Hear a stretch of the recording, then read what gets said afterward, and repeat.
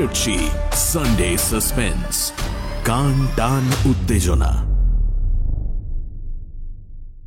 মদ্যপান, ধূমপান ও মাদক সেবন স্বাস্থ্যের পক্ষে ক্ষতিকর। সানডে সাসপেন্স ক্লাসিক্সে আজ শুনুন মনোজ সেনের লেখা ছুটি কাটালো অনুপম। মনোজ সেনের জন্ম 1941 সালে। শিক্ষা জীবন কাটে কলকাতাতে।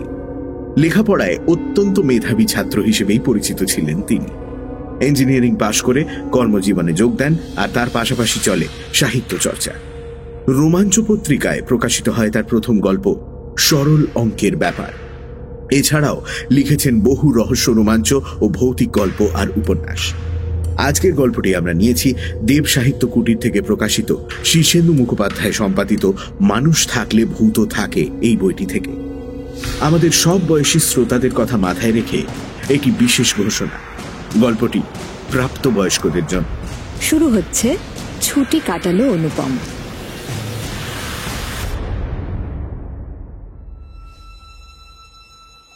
ছেলেবেলা থেকেই রাকাকে ভয় পেয়ে আসছে অনুপম, অথচ শাস্ত্র মতে রাকাকে জন্মাতে দেখেছে সে।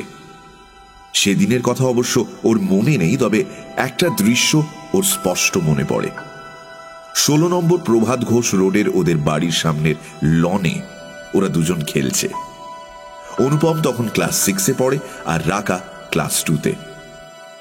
স্কুল খেলা। রাকা টিচার আর অনুপম ছাত্র।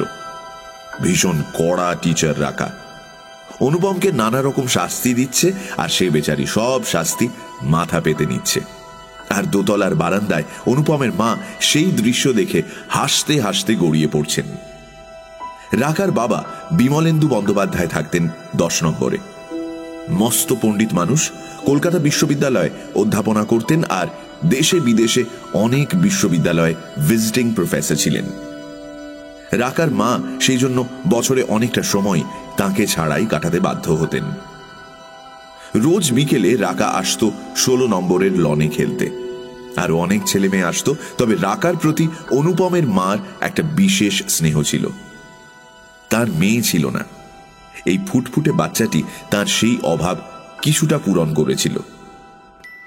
প্রায় দেখা যেত অনুপমের মার পেটের উপর বসে রাকা তাঁর দেওয়া চকলেট খেতে খেতে অনর্গল কথা বলে যাচ্ছে, আর উনি মুগ্ধ বিস্ময়ে সেসব শুনে যাচ্ছেন। এর ফলে অনুপম আর ছোট ভাই রূপমকে রাকার অনেক অত্যাচার মুখ বুঝে সহ্য করতে হতো। মাকে বলে লাভ নেই, কারণ তার বিচারে রাকা সবসময় বেকসুর খালাস পেয়ে যেত। অনুপমের মাঝে মাঝে মনে হতো ওর মা রাকাকেই ওর চেয়ে বেশি ভালোবাসেন। রাকার মা শান্ত, নির্বিরোধ মানুষ। তিনি অনুপমের মার মনের ব্যাপারটা বুঝতেন। সেজন্য মাঝে মাঝে, মেয়েটাকে বেশি আশকারা দিও না তো সমিতা, বলা ছাড়া আর বিশেষ কোনো প্রতিবাদ করতেন না। তাছাড়া রাকা যতক্ষণ বাড়ির বাইরে থাকে ততক্ষণ তিনি একটু অবসর পান, এটাও কম কথা ছিল না। রাকা যখন আরেকটু বড় হলো, তখন তার প্রতাপ আরো বাড়ল। অনুপম তো দূরস্থান, ওর বাবা নির্মল মজুমদার পর্যন্ত তার ভয়ে সিঁটিয়ে থাকতেন। কে বলবে যে ভদ্রলোক একটি কোম্পানির দুর্দণ্ড প্রতাপ জেনারেল ম্যানেজার। রাকার সামনে একেবারে কেঁচো। আর অনুপম তো অনবরত, অনুপম দা তুমি না কিচ্ছু বোঝো না, বা তুমি একেবারে বোকা, বা তুমি কিছু জানোই না। শুনতে শুনতে একেবারে জেরবার হয়ে গেল। সবাইকে বকে ধমকে তরিবত শিখিয়ে মজুমদার বাড়িটা সিধে রাখত রাকা। অনুপমের মাধ্যমিক পরীক্ষার কিছুদিন আগে এক রবিবার বিকেল বেলা চায়ের টেবিলে সমিতা বললেন, রাকা তুই তো বড়ই হয়ে গেলি প্রায়, অনুপমকে বিয়ে কর না, তাহলে সবসময় আমাদের বাড়িতে থাকতে পারবি। শুনে নির্মল সমেত বাকি 4 জনই প্রায় তাদের চেয়ার থেকে উল্টে পড়ে যাচ্ছিল। অবশ্য 4 জনের পড়ে যাবার কারণ 4 রকম। নির্মল শঙ্কিত, রূপম সন্দিগ্ধ, অনুপম স্তম্ভিত, আর রাকা রাকার হাসি আর থামে না। কোন রকমে হাসি সামলে বলল, মাসি তুমি যে কি বলো, অনুপম দাকে বিয়ে করবো কি? অনুপম দা তো একেবারে বাচ্চা ছেলে। শুনে অনুপম রেগেই গেল, বলল, ও আমি বাচ্চা ছেলে আর তুই বুড়ি হাবড়ি, তাই না? তোকে কে বিয়ে করছে রে? আমি জঙ্গলে গিয়ে থাকবো, তবু তোকে বিয়ে করবো না। জঙ্গলে গিয়ে থাকবে? সেদিন রামধনের গরুটা মাথা নেড়েছিল বলে যা ছুট মেরেছিলে তুমি। গরুকে যে ভয় পায় সে কখনো জঙ্গলে থাকতে পারে? এই ভয় পাবো না তো কি? আমি তো ভেবেছিলাম গরুটা শিং নেড়ে আমাকে গুঁতো মারতে আসছে। তোর জন্যই তো রামধন গোয়ালার বাগান থেকে সাদা জবা চুরি করতে বলেছিলি কেন? হ্যাঁ, আর তোকে আমি সেই ফুল এনে দিইনি? নির্মল বললেন, তুই রামধনের বাগান থেকে ফুল চুরি করেছিস? তোকে ধরলে তো মেরে ঠ্যাং খোঁড়া করে দিত রে। আরো কাজ করিসনি বাবা কোনোদিন? সমিতা মুচকি হেসে বললেন, রামধন তো এখন বুড়ো হয়ে গেছে। তুমি যখন ওর বাগান থেকে ফুল চুরি করতে তখন তো জোয়ান ছিল, ওর বাবাও বেঁচে ছিল। ধরা পড়লে দুজনে মিলে তোমাকে একেবারে কিলিয়ে কাঁঠাল পাকিয়ে দিত। অনুপম ভয়ানক আশ্চর্য হয়ে বলল, বাবা তুমিও? নির্মল মুখে একটা অটল গাম্ভীর্য রাখার প্রচন্ড প্রয়াস করতে করতে বললেন, উপায় ছিল না। তোর মা ওই ফুলই চাইতো কিনা। অনুপম হাত পা ছুঁড়ে বলল, আমিও তো তাই। রাকা বলল, ব্যাস। রাকা মুখ ভেঙচে বলল, ওরে বাবা, জানো মাসি, সেদিন বললুম অনুপম দা এই সূচটা একটু সুতো ভরে দেবে। কত কি যে করলো! উফ, থুতু লাগিয়ে সুতোটাকে এবার ন্যাপ পেতে করে দিলে। দুবার হাত থেকে সূচ ফেলে দিল, তারপর খোঁচা খেলো, শেষটা সব ছুঁড়ে ফেলে দিয়ে চলে গেল। সমিতা হাসতে হাসতে বললেন, ওরে, ও তো তাও চেষ্টা করেছিল, ওর বাবা হলে চেষ্টাই করতো না। অনুপমের মাধ্যমিক পরীক্ষার পর হঠাৎ মজুমদার বাড়িতে অশান্তির কালো ছায়া ঘনিয়ে এলো। অনুপম যে সব ব্যাপারটা বুঝতে পেরেছিল তা নয়, কিন্তু এইটুকু জেনেছিল যে ওর বাবার কোম্পানিতে গন্ডগোল বেঁধেছে। মাঝে মাঝেই ওর বাড়ি ফিরতে দেরি হতে লাগলো। একদিন একদল লোক লাল ঝান্ডা নিয়ে এসে বাড়ির সামনে চিৎকার চেঁচামেচি শুরু করে দিল। ঢিল ছুঁড়ে জানলার কাঁচ ভেঙে দিল।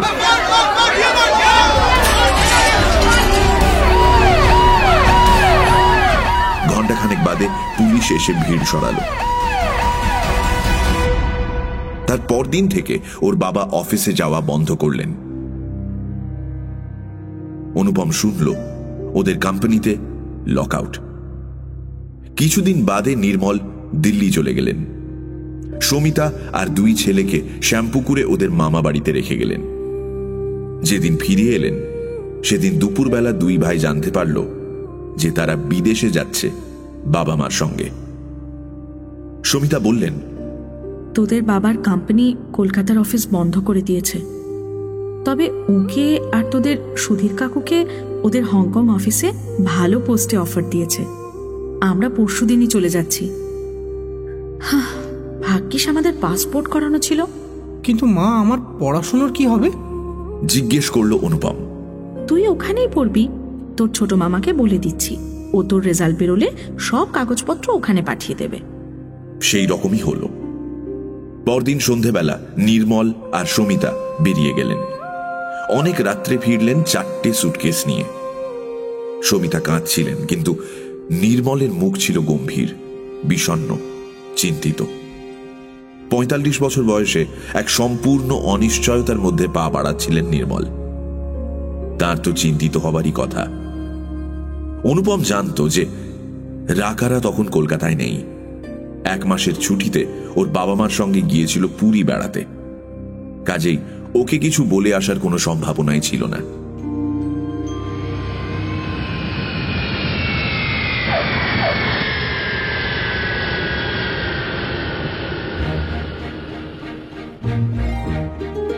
হংকংয়ে গিয়ে শান্তশিষ্ট নিরীহ বাঙালি পরিবারটি হঠাৎ প্রচন্ড বেগে ছুটতে শুরু করে দিল।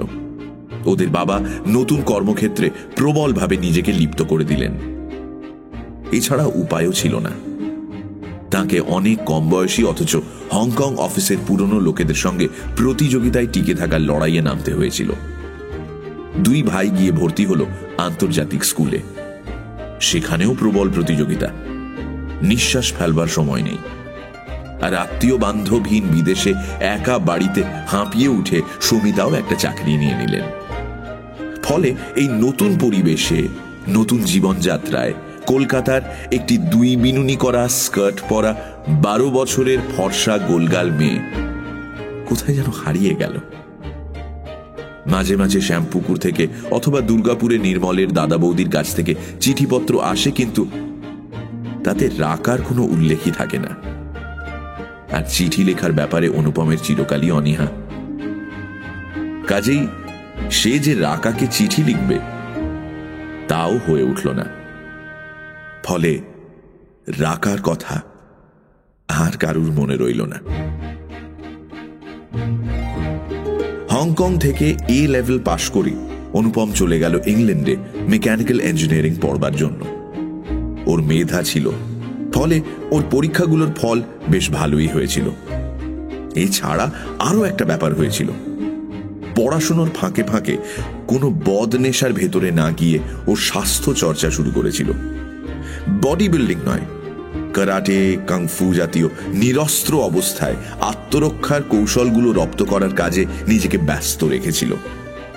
ফলে ওর ভেতরে একটা শক্তির উদ্ভব হয়েছিল, যেটা বাইরে থেকে দেখলে বোঝা যেত না।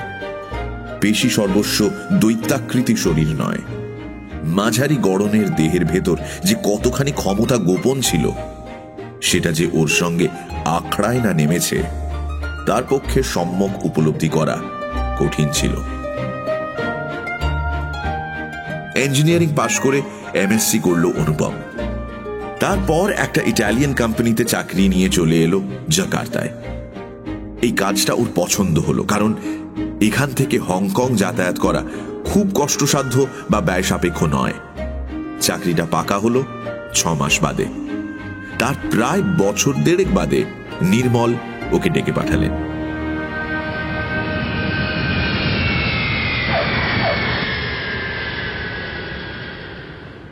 নির্মল বললেন, এই 6 মাস আগেই ঘুরে গেলি, আবার তোকে ডেকে পাঠাতে বাধ্য হল।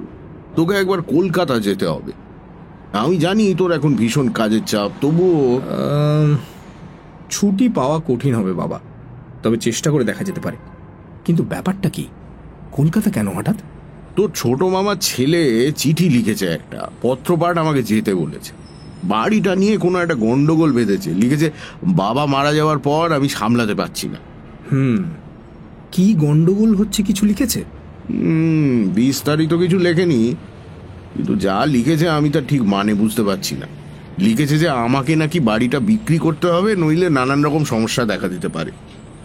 আমার বাড়ি, আমাকে সেটা বিক্রি করতে হবে। এর অর্থ কি তা আমি বুঝতে পারছি না। আমার তো মনে হয় কারুর ওই বাড়িটা খুব পছন্দ হয়েছে, উনি ওটা কিনতে চান, আর তাই ঝন্টুর ওপর চাপ দিচ্ছেন, আর ও সেই চাপ সামলাতে পারছে না। আমারও তাই মনে হচ্ছে। কিন্তু ও যে লিখেছে বাড়িটা বিক্রি করতে হবে, এই করতে হবেটা কেন? মনে হচ্ছে এর মধ্যে অন্য কোনো ব্যাপার আছে। তাই বলি কি, তুই যা, আমি বুড়ো হয়ে গেছি, হয়তো সবকিছু সামাল দিতে পারবো না। ঝামেলা যখন তখন বাড়িটা বিক্রি করে দিলে হয় না? কথাটা বলা মাত্র নির্মল আর সমিতা দুজনেই গম্ভীর হয়ে গেলেন। নির্মল দৃঢ় গলায় বললেন, না অনুপম, তা হয় না। আজই 9 বছর বিদেশে পড়ে আছি, একবারও যেতে পারিনি ঠিকই, কিন্তু আমি স্বপ্ন দেখি যে আর 5টা বছর কাটাতে পারলে রিটায়ার করে ওখানে গিয়ে উঠব। ও বাড়িতে আমার ঠাকুরদার কাছে শুনতুম ইতিহাসের কত গল্প। ও লনে বাবার সঙ্গে ক্রিকেট খেলা হতো। ওই বাড়িতে তোর মাকে বিয়ে করে এনেছিল, তোরা বড় হলি, আর সেই সব ভুলে গিয়ে এক কথায় বাড়ি বিক্রি করে দেবো? তা হয় না। তোর যদি অসুবিধা থাকে তো বল, দরকার হলে আমি একাই যাব। না না, আরে না, উফ, আমার কোনো অসুবিধে নেই। আমি কালই জাকার্তা ফিরে গিয়ে ছুটি নিয়ে যত তাড়াতাড়ি সম্ভব কলকাতা রওনা হচ্ছি। সমিতা বললেন, হ্যাঁ রে, তোর রাকাকে মনে আছে? রাকা? হ্যাঁ, মনে আছে। তোমার তো খুব ইচ্ছে ছিল যে ওর সঙ্গে আমার বিয়ে হয়, তাই না? হ্যাঁ, তুই যাচ্ছিস যখন, তখন ওদের একবার খোঁজ করে দেখিস তো। তা নিশ্চয়ই দেখবো, তবে তোমার ইচ্ছে পূরণ হবে বলে মনে হয় না। সে যেন এতদিন তোমার জন্য বসে আছে, তার কবে বিয়ে থা হয়ে গেছে। তা হোক, তবু একবার খোঁজ নিস। আর তোরও তো বিয়ের বয়স হলো, দেখিস না ওখানে যদি কাউকে তোর পছন্দ হয়। তোকে কিছু বলতে তো সাহস হয় না। তুই বিয়ে করবি সেটা তোর ব্যাপার, তুই যাকে খুশি বিয়ে কর, আমরা কিছুই বলবো না। তবে কি জানিস, বাঙালি মেয়ে বিয়ে করলে আর কিছু না হোক 2 বাংলায় কথা বলে শান্তি পাবি। নির্মল হাত নেড়ে বললেন, ঠিক বলেছ। দিন রাত এই ইংরেজি বলতে বলতে জীবনটা একেবারে মরুভূমি হয়ে গেল। সেই জন্যই তো কলকাতার আশায় বসে আছি। রিটায়ার করে ধুতি পাঞ্জাবি পরে বাজার করব, কার্তিকের দোকান থেকে জিলিপি আর সিঙ্গাড়া কিনে খাবো, আর বাড়ি ফিরে মোরলা মাছের ঝোল দিয়ে এক থালা ভাত মেরে দেবো। হংকং থেকে জাকার্তার প্লেনে বসে অনুপমের মনে অনেক দিন আগে হারিয়ে যাওয়া রাকার স্মৃতিটা উঠে এলো।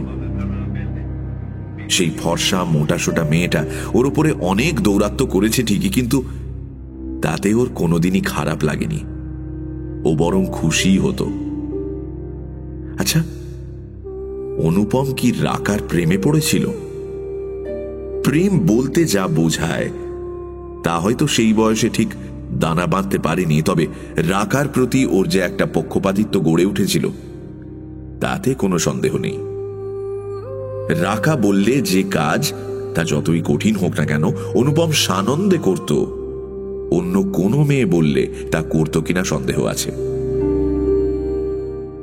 রাকার এখন বয়স কত হবে? 22 বোধ হয়। বিয়ে হয়ে গেছে কিনা কে জানে। অনুপমকে দেখলে চিনতে পারবে কি এখন? ওর তো অনেক পরিবর্তন হয়েছে এই বছরে। সেই রোগা পটকা হাফ প্যান্ট পরা মাধ্যমিকের ছাত্রটি তো আর নেই।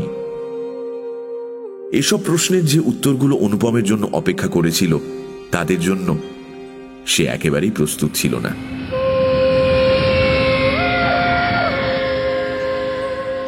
এয়ারপোর্ট থেকে ঝন্টু অনুপমকে নিয়ে তুলল শ্যাম্পুপুরে। সেই বিশাল বাড়িটা আজ প্রায় ফাঁকা। মামারা সকলেই গত হয়েছেন, বোনেদের বিয়ে হয়ে গেছে, ভাইদের মধ্যে মাত্র 2-3 জনই এ বাড়িতে রয়েছে। বাকি সবাই বোম্বে বা ব্যাঙ্গালোরে বা বিদেশে চলে গেছে। ফিরবে তার সম্ভাবনা খুবই কম। ঝন্টু বলল, অনেক রাত হয়ে গেছে, তুই শুয়ে পড়, কাল সকালে তোকে প্রবলেমটা বলবো, বুঝলি? পরদিন সকালে প্রবলেমটা জানা গেল। ব্যাপারটা খুব গুরুতর বলে মনে হলো না অনুপমের। যা ঘটেছে তা হলো 16 নম্বর প্রভাত ঘোষ রোডের বাড়িটা হরিরাম বাজাজ বলে কলকাতার এক মস্ত প্রমোটার কিনে নিতে চান। তিনি সেখানে একটি মাল্টি স্টোরিড ফ্ল্যাট বাড়ি তুলবেন। যত ফ্ল্যাট হবে তার মধ্যে 5টা দেবেন নির্মল মজুমদারকে। খুব আধুনিক বাড়ি হবে, আগাগোড়া মার্বেল, 2টো লিফট, জেনারেটর ইত্যাদি। এক একটা ফ্ল্যাট কমপক্ষে 1100 স্কোয়ার ফিট হবে। ঝন্টুর মতে এটা একটা অত্যন্ত ভালো লাভজনক প্রস্তাব। এটা অস্বীকার করাটা বোকামির চূড়ান্ত হবে। অনুপম বলল, তুই এর জন্য আমাকে ডেকে আনলি? হ্যাঁ, এ ব্যাপারটা স্পষ্ট করে চিঠিতে লিখে দিলেই তো হতো। জবাব একটাই, নির্মল মজুমদার ও বাড়ি বিক্রি করবেন না। খামোখামা 10 দিনের ছুটি নষ্ট হলো। ঝন্টু বলল, শোন অনুপম, বিক্রি করবো না বললেই তো হলো না। তুই প্রমোটারদের জানিস না ভাই, যে প্রপার্টির ওপর ওদের নজর পড়ে সেটা কবজা না করা পর্যন্ত ওরা থামে না। আরে আমার বাড়ি, আমি যদি না বিক্রি করি তো কে কি করতে পারে? এই তো কি করতে পারে, কি করতে পারে না তাই জিজ্ঞেস কর। প্রথমত বাড়িতে অফিসে লোক পাঠিয়ে টেলিফোন করে ছোট পিসি আর পিসেমশাই জীবন অতিষ্ঠ করে ছাড়বে। তাতে যদি না হয় তখন ওই অত্যাচার শুরু করবে। তোদের বাড়িতে আমাকে ঢুকতে তো দেবেই না, উল্টে দরজা জানলা সব খুলে নিয়ে চলে যাবে, ইলেকট্রিক আর টেলিফোনের লাইন কেটে দেবে, আরো কত কি যে করবে তুই ভাবতে পারছিস না ভাই। বটে, কিন্তু কিন্তু বাবা মা তো থাকেন হংকংয়ে, সেখানে এরা কি করবে? আরে হংকং তো কাছে, আমেরিকায় পর্যন্ত এদের গুন্ডা বাহিনী আছে। এদের ক্ষমতা সম্পর্কে তোর কোনো ধারণাই নেই।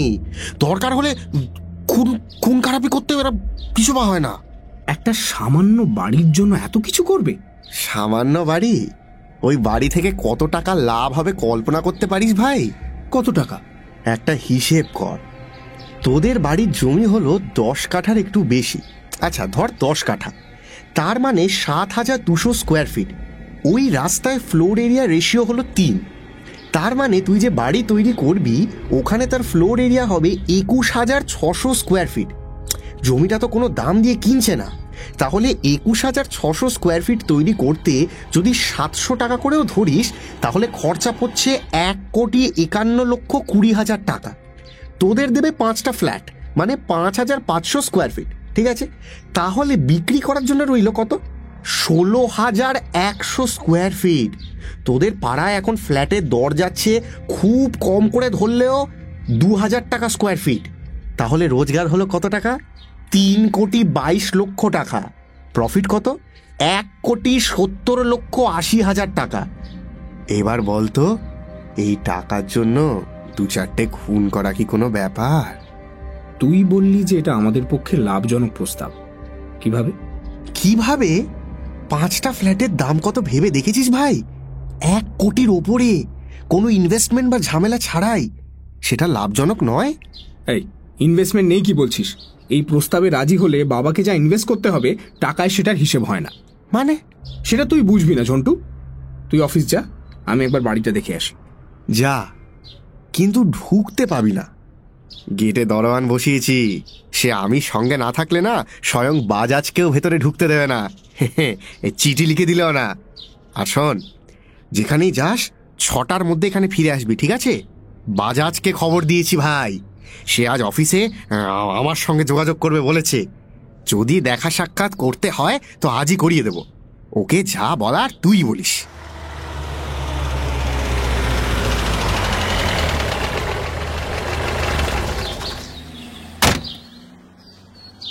ট্যাক্সি থেকে নেমে অনেকক্ষণ বাড়িটার সামনে দাঁড়িয়ে রইল অনুপম। বাড়িটা যেন কারুর আশায় চোখ বুজে ধ্যানস্থ হয়ে আছে। বন্ধ দরজা জানলাগুলোর পেছনে কত হাসি, কত গান, কত আনন্দ যে ঢাকা পড়ে আছে, সেটা বাইরে থেকে দেখলে বোঝার উপায় নেই। সামনের লনে বড় বড় ঘাস গজিয়েছে, পেছনের বাগানটা শুকিয়ে গেছে, তবু যেন তার হৃৎপিণ্ডটা এখনো চলমান। সবকিছু একেবারে মরে যায়নি। বাড়িটা যেন সেই দিনের অপেক্ষায় বসে রয়েছে, যেদিন তার দরজা জানলাগুলো আবার খুলে যাবে, ভেতরে আলো জ্বলে উঠবে, কান্না হাসির দোল দোলানো পৌষ ফাগুনের পালা পুরো দমে আবার শুরু হয়ে যাবে।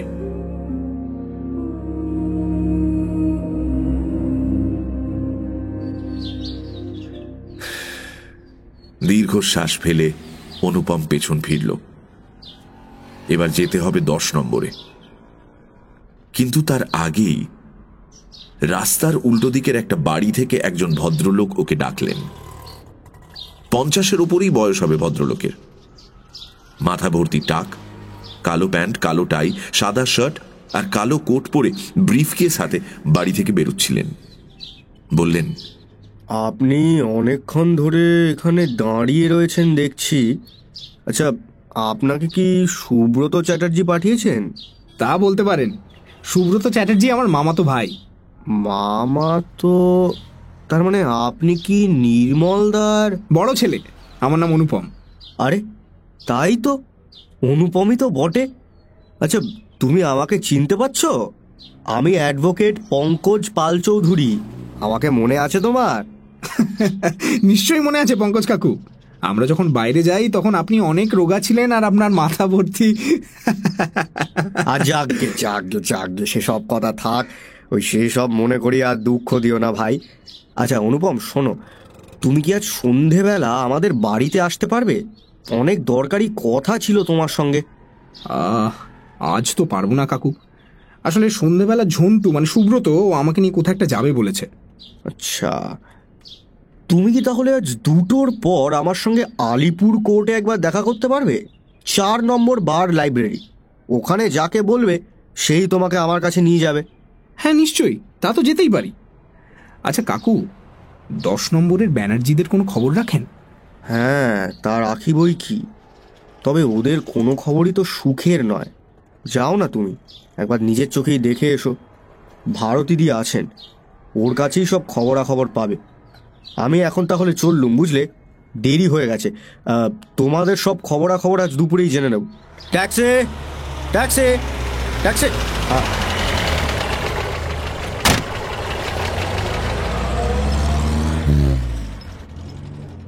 চিন্তিত শঙ্কিত মনে অনুপম গিয়ে 10 নম্বরের বেল বাজালো। যিনি দরজা খুললেন তাকে দেখে অনুপম একেবারে স্তম্ভিত। এ কি চেহারা হয়েছে ভারতী মাসির! কাঠির মতো রোগা, দু চোখের নিচে কালো ছায়া, মাথার চুল প্রায় ন্যাড়া করে কাটা, পরনে একটা আধময়লা থান। ঘোলাটে চোখ তুলে ভারতী বললেন, কে? অনুপম নিজের পরিচয় দেওয়া মাত্র ওকে জড়িয়ে ধরে সজোরে কেঁদে উঠলেন ভারতী। বললেন, অনুপম, তুই এতদিন পরে এলি? এতদিন একটা খবরও নিতে পারিসনি? বারবার ওর মুখে হাত বুলোন আর বলেন, ইস, একেবারে সুমিতার মুখটা বসানো। কান্নার বেগ কিছুটা কমলে আর ভারতীর কুশল প্রশ্ন শেষ হলে অনুপম বলল, মেসমশাই তো চলে গেছেন বুঝতেই পাচ্ছি। কি হয়েছিল? প্রথম স্ট্রোকেই চলে গেলেন। ক্লাসে পড়াতে পড়াতে অজ্ঞান হয়ে পড়ে গিয়েছিলেন। ছাত্ররা সঙ্গে সঙ্গে মেডিকেল কলেজে নিয়ে যায়। জ্ঞান আর ফিরে আসেনি। কবে হলো এ ব্যাপার? তোরা চলে যাবার 3 বছর বাদে। রাকার মাধ্যমিকে তখন আর 1 বছর বাকি। আচ্ছা, রাকা এখন কি করছে? প্রশ্নটা শুনে উদ্ভ্রান্ত চোখে অনুপমের দিকে তাকালেন ভারতী। বললেন, রাকা? রাকা সেই রাকা নেই রে, ও শেষ হয়ে গেছে। শেষ হয়ে গেছে মানে? রাকা নেই? না না, বালাই ষাট। তবে না থাকারই মতো আছে, বেঁচে মরে আছে। ও কোথায়? কেউ কি ওর উপর অত্যাচার করছে?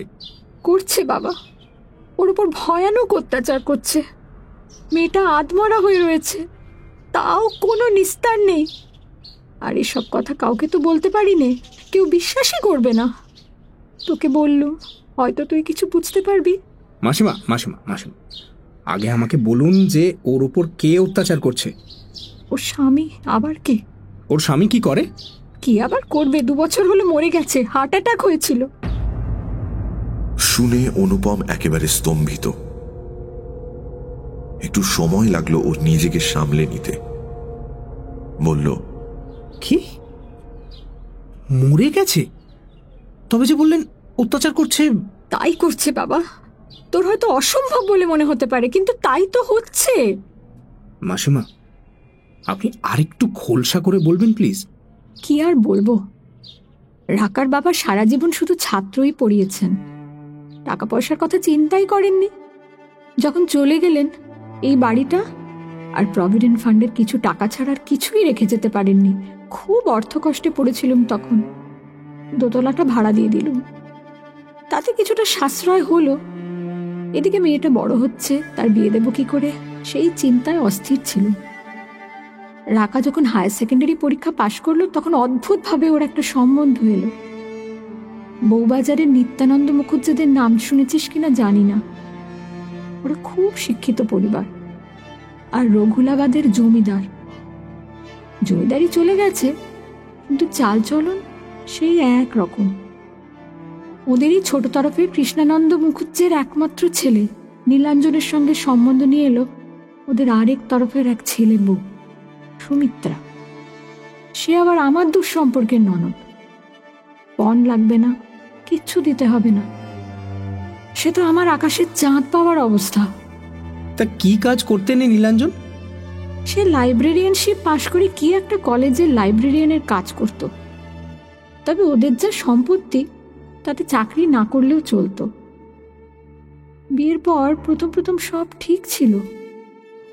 পরে দেখা গেল রাকাকে নীলাঞ্জন বাপের বাড়িতে আসতে দিতে চায় না। কদাচিৎ সঙ্গে করে আনে, সঙ্গে করে নিয়ে যায়। একা আসার তো প্রশ্নই ওঠে না। রাত্রেও থাকতে দিতে চায় না। আমি প্রথম ভাবতুম আমরা সাধারণ মধ্যবিত্ত পরিবার বলে হয়তো আসতে দেয় না। পরে জানতে পারলুম তা নয়। নীলাঞ্জনের ছিল প্রচন্ড সন্দেহবাতিক।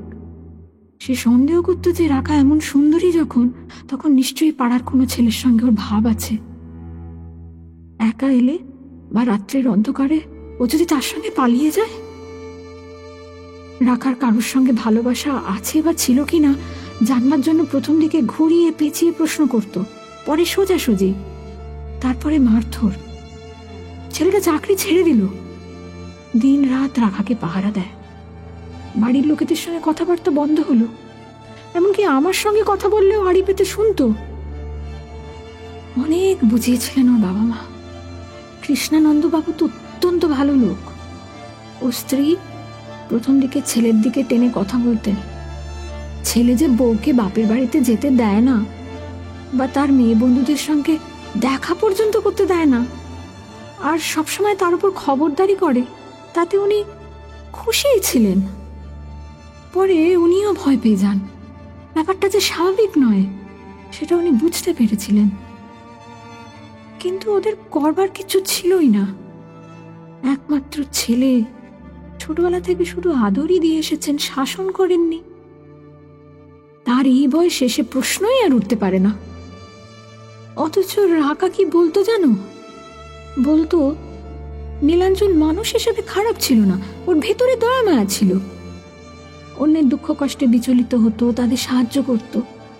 কিন্তু রাকা যে কষ্ট পাচ্ছে, তার যে দম বন্ধ হয়ে আসছে, সেটা বুঝতেই পারতো না। তার বদ্ধমূল ধারণা ছিল যে ওর ঘরের চৌহদ্দির বাইরের জগৎটা ভয়ানক নোংরা। সেখানে যারা ঘুরে বেড়ায় তারা সবাই মানুষের মুখোশ পরা রাক্ষস, কেউ সৎ নয়, কেউ সরল নয়। অতএব সে যা করছে সেটা রাকার ভালোর জন্যই করছে। রাকাকে সৎপথে রাখা এবং তার শরীরটাকে নিরাপদ রাখার দায়িত্ব তো তার। অতএব সে সব সময় রাকাকে ঘরের মধ্যে আটকে রাখাই উচিত বিবেচনা করত। রাকা বলতো এটা একটা অসুখ, মনের অসুখ। আপনি কি বলেন? আমি তো বলি যে এটা ওর স্বভাব। বাবা মা সারা জীবন পুতুপুতু করে রেখেছেন, আর সেই জন্যই বাইরের জগৎটা সম্পর্কে ওর মনের ভেতর একটা অবিশ্বাস আর আতঙ্ক জন্মে গেছে। অসুখ সারানো যায়, স্বভাব সারানো যায় না। তো রাকা বাড়ি ছেড়ে চলে এলো না কেন? তার দুটো কারণ ছিল। প্রথমত ভয়। ও জানতো যে বেরিয়ে এলে নীলাঞ্জন ঠিক আসবে পেছনে পেছনে, আর হয়তো রাগে উন্মাদ হয়ে ওকে মেরে ঠ্যাং খোঁড়া করে দেবে। আর দ্বিতীয়ত বাড়ি ছেড়ে যাবে আর কোথায়? আর তো এই অবস্থা, দুজনে চলবে কি করে? রাকা যে চাকরি নেবে তার তো উপায় নেই। শুধু হায়ার সেকেন্ডারি পরীক্ষা পাশ করে কোনো ভদ্রস্থ চাকরি আজকাল পাওয়া যায় না। আর নীলাঞ্জন যা ভাবতো তার কিছুটা তো সত্যি। একটা সহায় সম্বলহীন সুন্দরী মেয়ে এই শহরে বেশি দিন টিকে থাকতে পারে? তাই সে মানিয়ে নেবার চেষ্টা করত, যুক্তি দিয়ে তর্ক করে নীলাঞ্জনকে বোঝাবার চেষ্টা করত। কোনো লাভ হয়নি। রাকা এখন কোথায় আছে? ওই বাড়িতে। যাবে কোথায়? যেখানেই যায় ওর পেছনে পেছনে নীলাঞ্জন গিয়ে উপস্থিত হয়। সেটা আপনি বোঝেন কি করে? ধরো ও আমাদের এই বাড়িতে এলো, 5 মিনিট যেতে না যেতেই ও শরীরের কোথাও, হয় পেটে, নয় পায়ে, নয়তো মাথার ভেতরে অসহ্য যন্ত্রণা শুরু হয়ে যাবে। যতক্ষণ না বাড়ি ফিরে যাবে ততক্ষণ চলতেই থাকবে। ডাক্তার দেখিয়েছেন? দেখিয়েছি, নানা রকম টেস্টও হয়েছে, কিচ্ছু পাওয়া যায়নি। শুধু যে রাকাই যন্ত্রণা পায় তা নয়, অন্য লোকেও পায়। ও যদি বাজারে যায়, সঙ্গে ওর শ্বশুর থাকেন, তখন যদি ওর দিকে একটু বেশি সময় কেউ তাকালো তো ব্যাস, সে লোকটা হয় পা পিছলে পড়ে হাত ভাঙবে, নয়তো বঁটিতে আঙুল কেটে রক্তারক্তি করবে, নয়তো তার মাথার উপর টালি খসে পড়বে।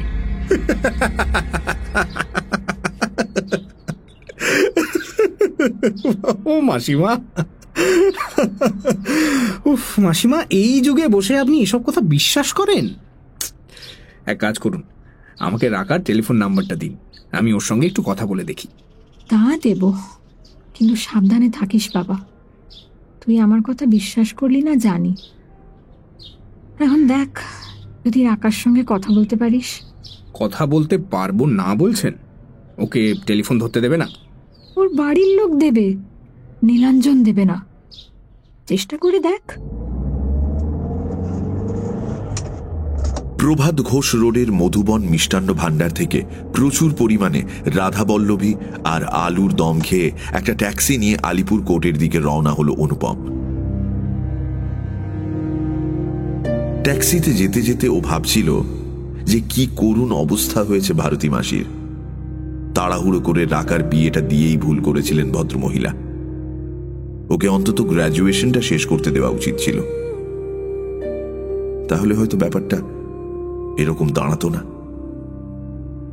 যেসব ঘটনাগুলো বললেন তাদের কোনোটাই অতিপ্রাকৃত বলে মনে হলো না অনুপমের। এদের প্রত্যেকটারই সম্পূর্ণ প্রাকৃতিক ব্যাখ্যা আছে, সে বিষয়ে কোনো সন্দেহ নেই। বেচারি রাকা, অকারণে কষ্ট পাচ্ছে সে। আজ সন্ধেবেলা ফোন করে দেখতে হবে ব্যাপারটার গুরুত্ব কতখানি। আলিপুর কোর্টে অ্যাডভোকেট পঙ্কজ পাল চৌধুরীকে খুঁজে বের করল অনুপম। ছোট ছোট নোংরা কাপে চা খেতে খেতে কথাবার্তা শুরু হলো। কুশল প্রশ্নাদি শেষ হলে পঙ্কজ বললেন, আচ্ছা, তুমি হঠাৎ এখানে এসেছো কেন? তোমাদের বাড়িটার একটা ব্যবস্থা করতে কি? তা প্রায় ঠিকই বলেছেন। আমি এসেছি বাড়িটার কোনো ব্যবস্থা না করতে। বুঝেছি, বাড়িটা বিক্রি করতে চাও না, এই তো? তাই বটে। পারবে বলে কিন্তু মনে হয় না। তেমন সম্পত্তি হলে যারা বাড়িতে বাস করছে তাদেরই বের করে ছাড়ছে প্রমোটাররা। তোমরা তো আবার প্রবাসী, আটকাতে কি পারবে? এরা বড় বিপজ্জনক লোক হে। হ্যাঁ, ঝন্টু সে কথাই বলছিল। আচ্ছা, কি করেন তোমার এই মামাতো ভাইটি? ও একটা জুট মিলের কলকাতার হেড অফিসে চাকরি করে, পারচেজ ডিপার্টমেন্ট। তোমাদের বাড়িটা কি উনি দেখাশুনো করেন? হ্যাঁ, আগে ছোট মামা মানে ওর বাবা করতেন, তা বছর খানেক আগে ছোট মামা মারা যান, এখন ওই দায়িত্ব নিয়েছে। বেশ, তা দায়িত্বটা কি স্বেচ্ছায় নিয়েছেন না তোমার বাবা দিয়েছেন? বাবাই দিয়েছেন, তবে ও কোনো আপত্তি করেনি। তুমি হয়তো ভাবছো আমি কেন তোমাকে এত জেরা করছি, তাই না? কথাটা তোমাকে তাহলে পরিষ্কার করে বলাই ভালো। তোমার এই ভাইটি সম্পর্কে একটু সাবধানে থাকবে, বিশেষ কোনো কথা বলবে না, পেটের কথা মুখে একদম আনবে না। ঝন্টুর সম্পর্কে সাবধানে থাকতে হবে কেন? কিছু মনে করো না অনুপম, তোমার মামা ছিলেন দেবতুল্য লোক, তোমার ভাইটি কিন্তু তা নয়। তার নানা রকম বদ নেশা আছে, সেসব খবর তো তোমার জানা সম্ভব নয়। তা আপনি জানলেন কি করে? তার জন্য কষ্ট করতে হয়েছে। তোমার ছোট মামা গত হওয়ার পর একজন খুব সৎ আর ভদ্র প্রমোটারকে নিয়ে ওর সঙ্গে দেখা করেছিল। অত্যন্ত অভদ্রভাবে উনি আমাদের প্রায় ঘাড় ধাক্কা দিয়েছিলেন। এমনকি আমি নির্মলদার ঠিকানাও চেয়েছিলাম, তাও দিল না। অথচ এই মাস তিনেক আগে সেই ভদ্রলোকই একটা বিরাট গাড়িতে করে হরিরাম বাজাজকে এনে বাড়ি ঘুরিয়ে ঘুরিয়ে দেখালেন, বোঝো? আচ্ছা, তার মানে এই লেনদেনে ঝন্টুর কিছু প্রাপ্তিযোগ আছে, তাই তো? হ্যাঁ, ঠিক তাই। সেই জন্যই বলছি, শুধু একজনের কথায় যেন নেচো না, ভালো করে বাজিয়ে নাও। তোমার ওই বাড়ি কিন্তু সোনার খনি। পঙ্কজ কাকু, ওটা আমাদের বসত বাড়ি। হ্যাঁ, তা তো বটেই, নিশ্চয়ই 100 বার। তবে সোনার খনির ওপর বাড়ি থাকলে সেটা কি রাখা চলে? তবে হ্যাঁ, বিক্রি যদি নেহাতি না করতে চাও এবং বাড়িটা বাঁচাতে চাও, তাহলে ওই সুব্রত চ্যাটার্জির ওপর নির্ভর করো না বাবা। হরিরাম তোমাদের কিছুতেই টিকতে দেবে না, বরং অন্য কোনো রাস্তার কথা ভাবো। আচ্ছা, এই হরিরাম বাজাজ লোকটা কে? একে আপনি চেনেন? আমি আলিপুর কোর্টের উকিল বাবা, ওকে চিনব না? হাড়ে হাড়ে চিনি। এই কোর্টেই ওর নামে অন্তত 50টা কেস ঝুলছে। কাউকে টাকা নিয়ে ফ্ল্যাট দেয়নি, কোথাও একই ফ্ল্যাট 3 জনকে বেচেছে, কোথাও কর্পোরেশনের স্যাংশনের বাইরে কনস্ট্রাকশন করেছে, কোথাও ফ্ল্যাটে হ্যান দেব ত্যান দেব বলে এক গাদা টাকা নিয়ে সেসব না নিয়ে ভুসি মাল দিয়েছে। ওর কি গুণের কোনো শেষ আছে? কিন্তু কেউ ওর কেশাগ্র স্পর্শ করতে পারছে না। ভাবো, এত টাকা লোকটার, আইনেরও থোড়াই কেয়ার করে। যে ওর লেজে পা দিয়েছে তাকে খুন করতে ওর কোনো দ্বিধা নেই, করেছেও অনেক। এ তো ভয়ানক লোক দেখছি। ঝন্টু আমাকে হিসেব করে দেখালো যে আমাদের জমি থেকে প্রায় 1,70,00,000 টাকা প্রফিট ওঠানো যেতে পারে। 1,70,00,000 ওর হাতের ময়লা বাবা। ও অন্তত 5 কোটি ফায়দা ওঠাবে ওখান থেকে। সিমেন্ট সরাবে, লোহা সরাবে, আধা ইট লাগাবে, ওঁচা টালি লাগাবে। তাছাড়া লেনদেনে যে আরো কত কিছু করবে তা গুণে শেষ করা যাবে না। হ্যাঁ, চমৎকার। আপনি তাহলে কি করতে বলেন? দেখো, বাড়িটা যদি বাঁচাতে চাও তাহলে হয় তোমরা এসে থাকো, তা না হলে একজন কেয়ারটেকার বসাও, বুঝলে? আর যেমন তেমন কেয়ারটেকার হলে চলবে না, তাকে হরিনামের সঙ্গে টক্কর দেওয়ার মতো শক্তিমান হতে হবে, যাতে কেউ তাকে একটা চর মারলে সে উল্টে 5টা চর কষিয়ে দিতে পারে, বুঝেছ? এরকম লোক আমি কোথায় পাবো? আমি তো এখানে কাউকেই চিনি না। আহা, আমাকে তো চেনো, আমি তোমাকে লোক খুঁজে দেব। নির্মলদার বাড়িটা রক্ষা করা আমারও তো কর্তব্য। আমার সন্ধানে এরকম কয়েকজন আছে, তারা আমার অত্যন্ত অনুগত। তাদের আমি কোনো না কোনো সময় বিপদ থেকে বাঁচিয়েছিলাম। এখন তারা আমার কথায় ওঠে আর বসে। তোমার বাবা যখনই কলকাতায় আসবেন তখনই ওরা বাড়ি ছেড়ে চলে যাবে, আর যাবতীয় রক্ষণাবেক্ষণের দায়িত্ব আমার। হ্যাঁ, এখন যা ছিঁড়ি হয়েছে ওই বাড়ির, ঘাস কাটা হয় না, বাগানটা যাচ্ছে তাই হয়ে গেছে। আমি সব একেবারে পাল্টে দেব। নির্মলদা একটা ঝকঝকে তকতকে বাড়িতেই ফিরে আসবেন। অনুপম যখন শ্যামপুকুরে ফিরল তখন 5টা বাজে। ঝন্টুর ফিরতে তখনও দেরি আছে। ওর রান্নার লোক সাধুচরণের দেওয়া 1 কাপ চা নিয়ে টেলিফোনের সামনে বসলো অনুপম। রাকাকে ফোন করাটা সেরে নেওয়া দরকার।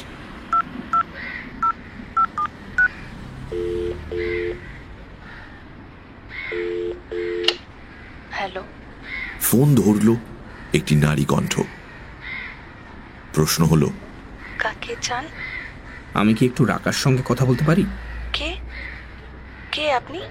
আমি প্রভাত ঘোষ রোডের নির্মল মজুমদারের ছেলে অনুপম মজুমদার। অনুপম দা, অনুপম দা, তুমি কোত্থেকে? তারপরেই গলাটা ভারী হয়ে এলো। আমরা তো ভেবেছিলাম তুমি বুঝি একেবারে হারিয়ে গেছো।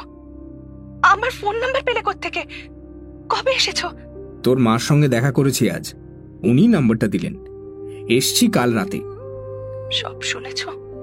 হ্যাঁ, শুনেছি, তবে সবটা কিনা জানি না। যা শুনেছি সেটা কিন্তু মোটেই আনন্দজনক নয়। আনন্দ? আমার জীবন থেকে সব আনন্দ চলে গেছে অনুপম দা। একটা অন্ধ কূপের মধ্যে পড়ে আছি। যাই হোক, মাসি কেমন আছেন? মেসোমশাই, তোমরা সবাই ভালো তো? আমরা ভালো আছি। বলতে বলতেই ফোনের মধ্যে একটা শব্দ শুরু হলো, অনেকটা করাত কলে কাঠ চেরার আওয়াজের মতো। প্রথমে আস্তে, ধীরে ধীরে তার তীব্রতা বাড়তে লাগলো। হ্যালো, অনুপম বলল, হ্যালো হ্যালো।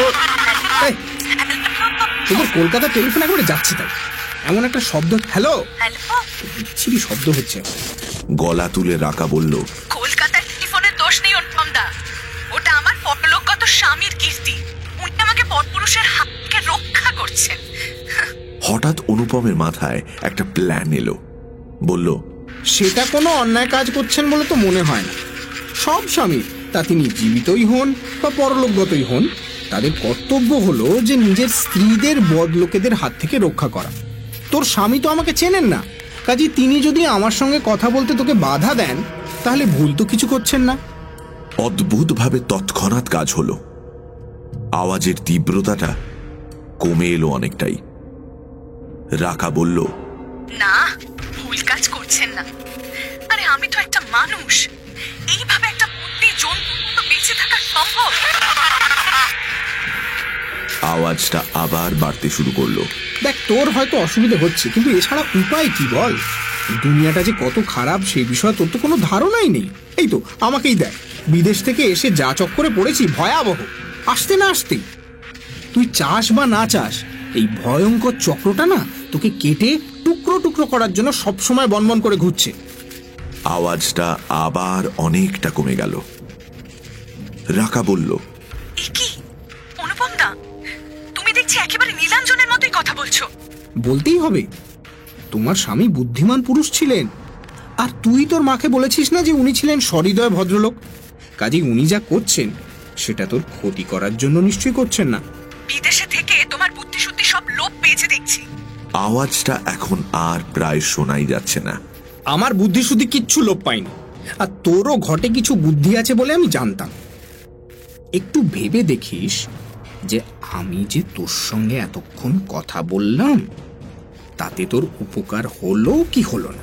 আমি কিচ্ছু ভেবে দেখবো না, আমি কিচ্ছু ভেবে দেখতে চাই না। ছেলে মানুষই করিস না রাকা, তোর সঙ্গে আমার একবার দেখা করা দরকার। এসব কথা টেলিফোনে হয় না, তোকে তোকে ভালো করে বোঝাতে হবে। আচ্ছা, আমি বাবার সঙ্গে কথা বলে তার অনুমতি নিয়ে নিচ্ছি। তুমি কাল সকালে টেলিফোন করো। কেন? তুই বেশি কিছু বলিস না, আমি গিয়ে প্রথমে ওর সঙ্গে দেখা করব। তোর সঙ্গেও যা কথা তা ওর সাক্ষাতেই হবে, এই অনুমতিটা নিয়ে রাখিস শুধু। তাই হবে অনুপম দা। টেলিফোনটা রেখে চোঁ চোঁ করে চাটা শেষ করে ফেলল অনুপম।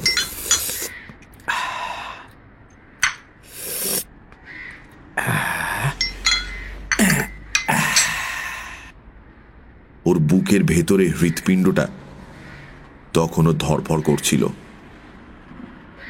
চিৎপাত হয়ে খাটে শুয়ে পড়ে মনে মনে বলল, কৈতবাদ জিন্দাবাদ। তবে একটা সন্দেহ মনের মধ্যে রয়েই গেল, রাকা ইঙ্গিতটা ধরতে পারবে তো?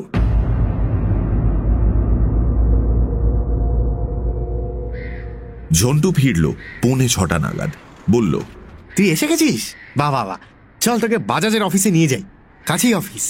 দাঁড়া দাঁড়া, ব্যস্ত হোসনি, চাটা খা, আর ততক্ষণ তোকে কটা প্রশ্ন করি। কি প্রশ্ন? আমি আজকে প্রভাত ঘোষ রোডে গিয়েছিলাম, সেখানে অ্যাডভোকেট পঙ্কজ পাল চৌধুরীর সঙ্গে দেখা হলো। আলিপুর কোর্টের উকিল। তুই ওকে চিনিস? পঙ্কজ পাল চৌধুরী? না তো, এরকম নামের কাউকে তো মনে করতে পারছি না। ভদ্রলোক নাকি তোর কাছে একজন প্রমোটারকে নিয়ে এসেছিলেন, তুই তাকে ঘাড় ধাক্কা দিয়েছিলি। তা তো হতেই পারে, গুচ্ছের প্রমোটার, উকিল, কর্মচারী সবাই এখানে এসেছে তোদের বাড়ি নিয়ে কথা বলতে। আগে বাবা তাদের ঘাড় ধাক্কা দিত, এখন আমি দিই। এদের কাউকেই মনে করে বসে থাকিনি ভাই। এরা খবর পায় কি করে? আরে এটা একটা প্রশ্ন হলো? অমন একটা প্রপার্টি জলজ্যান্ত চোখের ওপর বছরের পর বছর তালাবন্ধ হয়ে পড়ে রয়েছে, আর তার খবর এরা পাবে না? আজ থেকে নাকি, আজ অনেক বছর হলো এরা আসছে আর ঘাড় ধাক্কা খেয়ে ফিরে যাচ্ছে। তুই বাজাজকে দিসনি কেন? আর দিতে তো গিয়েছিলুম, তখন দেখি আমারই ঘাট থেকে মুন্ডুটা খসে যাওয়ার মতন অবস্থা। সে আবার কি? লোকটা খুব শান্ত গলায় আমাকে জানালো যে গ্লোব জুট মিলের ম্যানেজিং ডিরেক্টর মিস্টার দয়াশঙ্কর টিকমানি ওর শ্যালক, এবং তাকে বললে গ্লোবের পারচেস ডিপার্টমেন্টের জনৈক সুব্রত চট্টোপাধ্যায় মানে এই অধমের চাকরি রীতি হওয়াটা কোনো ব্যাপারই নয়, আর এতে যে ইউনিয়ন কোনো হস্তক্ষেপ করবে না সে বিষয়েও নাকি কোনো সন্দেহ নেই। অতএব আমি যেন তাঁর এজেন্ট শ্রী পাঁচুগোপাল সাউয়ের সঙ্গে বাক্যালাপ করি। তুই তো জানিস ভাই, এ বাজারে চাকরি গেলে কি অবস্থা হয়। তার উপর নীলিমার বাবা মা বিয়ের তারিখ স্থির করবার জন্য বড্ড চাপাচাপি করছেন। হ্যাঁ, কাজেই ঘাড়ে ধাক্কা না দেওয়াটাই যুক্তিযুক্ত বিবেচনা করলুম। তোকে টাকা অফার করেনি? তাও করেছে, 1 লাখ টাকা কমিশন দেবে বলেছে। তবে পাঁচু গোপালের কাছে তার মালিকের গল্প যা শুনলুম, তাতে ওই টাকাটা যে কাগজে কলমেই থাকবে আর আমার ব্যাংকে যে কোনোদিনই ঢুকবে না সে বিষয়ে আমার কোনো সন্দেহ নেই। আচ্ছা, আমরা যদি একটা কেয়ারটেকার রাখি বাড়িতে তাহলে কেমন হয়? বেশ পালোয়ান গোছের একটা লোক, যে বাড়ি পাহারা দেবে, বাজাজের আক্রমণ সামলাবে, আর আমরা এলে বাড়িতে ছেড়ে দেবে। ছেড়ে দেবে? তুই একেবারে গাধা, এরকম শাপভ্রষ্ট দেবতা আজ পৃথিবীতে কোথাও আছে নাকি? পঙ্কজ উকিল তো বললেন যে তার সন্ধানে এরকম লোক আছে যে তার কথা ঠেলতে পারবে না, ঠিক বাড়ি ছেড়ে দেবে। হে বাবা, বিদেশে এত বছর কাটিয়ে না তোর এখানকার হালচাল সব মাথা থেকে বেরিয়ে গেছে। তুই উকিলি প্যাঁচটা ধরতে পারলি না? পরে যদি বলে, বললুম তো ছাড়ছে না, কি করি? তখন তুই কোথায় যাবি?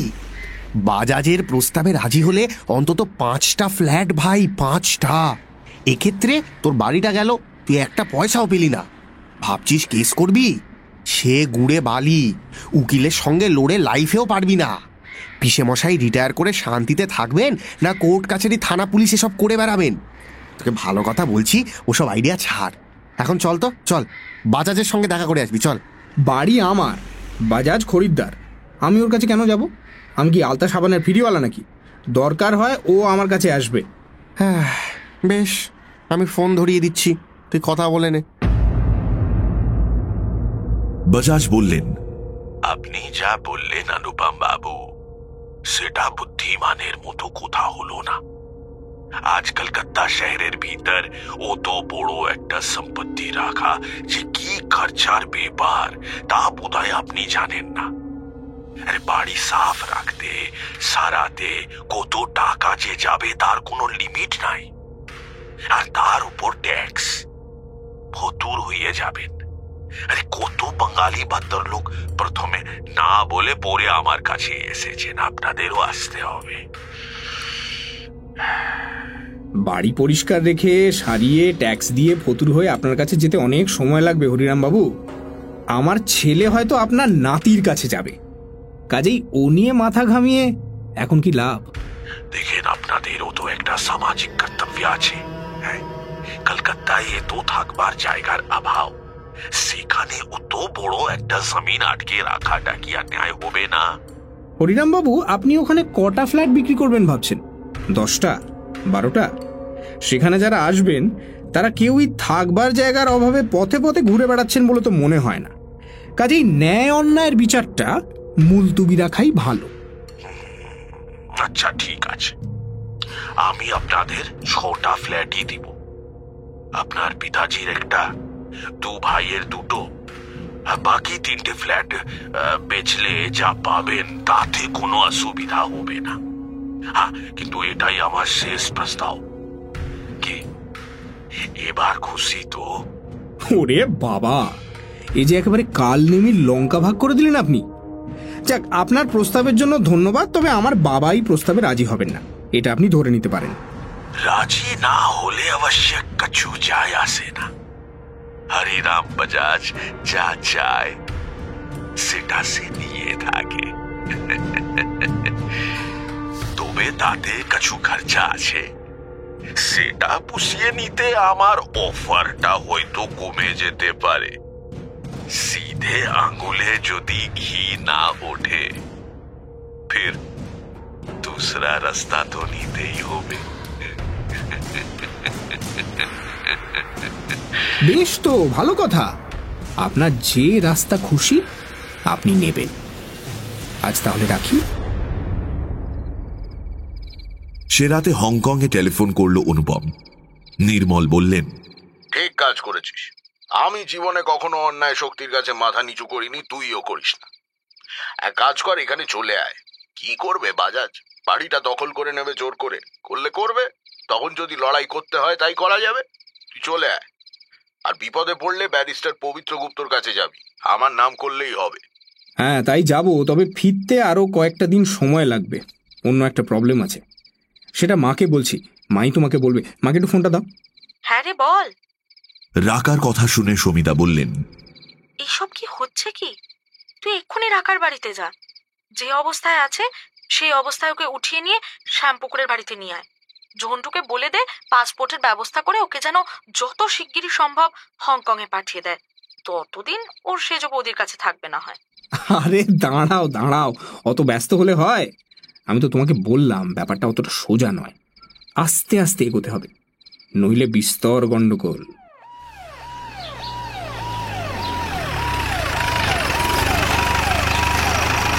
পরদিন ভোরবেলা পুলিশ এসে হাজির। একজন অফিসার আর 2 জন কনস্টেবল। অফিসার নিজের পরিচয় দিলেন শ্যামপুকুর থানার ওসি বলে। ওসি বললেন, আপনি গত পরশু রাত্রে হংকং থেকে কলকাতা এসেছেন না? অনুপম নির্বিকার মুখে বলল, না। মিথ্যে কথা, আমাদের কাছে খবর আছে। দেখি দেখি পাসপোর্টটা দেখি। আমি ভারতীয় নাগরিক, সবসময় পকেটে পাসপোর্ট নিয়ে ঘোরার কথা নয় আমার। আপনাকে এক্ষুনি থানায় যেতে হবে, নিচে আমাদের গাড়ি আছে, চলুন। আর এ বাড়ি আমরা সার্চ করব। খবর আছে আপনি অনেক বেআইনি মাল এনেছেন হংকং থেকে। হংকং থেকে আসেনি যখন, তখন এই প্রশ্নই ওঠে না। আর বাড়ি সার্চ করতে ওয়ারেন্ট লাগে, সেটা এত তাড়াতাড়ি জোগাড় করে উঠতে পেরেছেন কি? আর থানায় আমি স্বেচ্ছায় যাব না স্যার, আমাকে অ্যারেস্ট করে নিয়ে যেতে হবে। তারও ওয়ারেন্ট মনে হয় আপনি আনেননি। কি ভেবেছে হরিরাম বাজাজ আমি একটি মেষ শাবক? এই ঝন্টু, তুই এই নাম্বারে একটা ফোন করতো, ব্যারিস্টার পি.কে. গুপ্তকে ঘটনাটা বলবি নির্মল মজুমদারের ছেলের তরফ থেকে কথা বলছি। ফোন কর, এক্ষুনি ফোন কর। ব্যারিস্টার দেখাচ্ছেন? ব্যারিস্টার? ঠিক আছে, ভদ্রলোকের মতো যখন যাবেন না তখন অ্যারেস্ট করেই নিয়ে যাব। এবার আমি ওয়ারেন্ট নিয়েই আসবো, প্রস্তুত থাকবেন। পালাবার চেষ্টা করবেন না। আমি এখানেই থাকবো স্যার, পালাবার কোনো প্রশ্নই ওঠে না।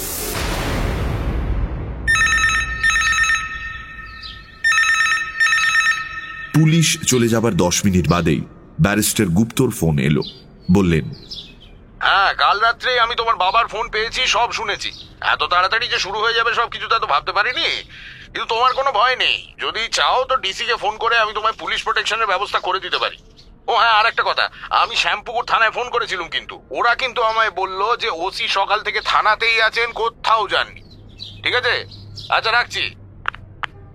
ঝন্টু অফিসে যাবার সময় বলে গেল, শোন, সাবধানে থাকবি, দুম করে ফ্ল্যাটের দরজা খুলবি না, কোথাও যাবি না, আর যদি কোথাও যাস, কোথায় যাচ্ছিস সেটা সাধুচরণকে জানিয়ে যাবি। ঠিক আছে, আমি চললাম ভাই, বাই বাই, টাটা।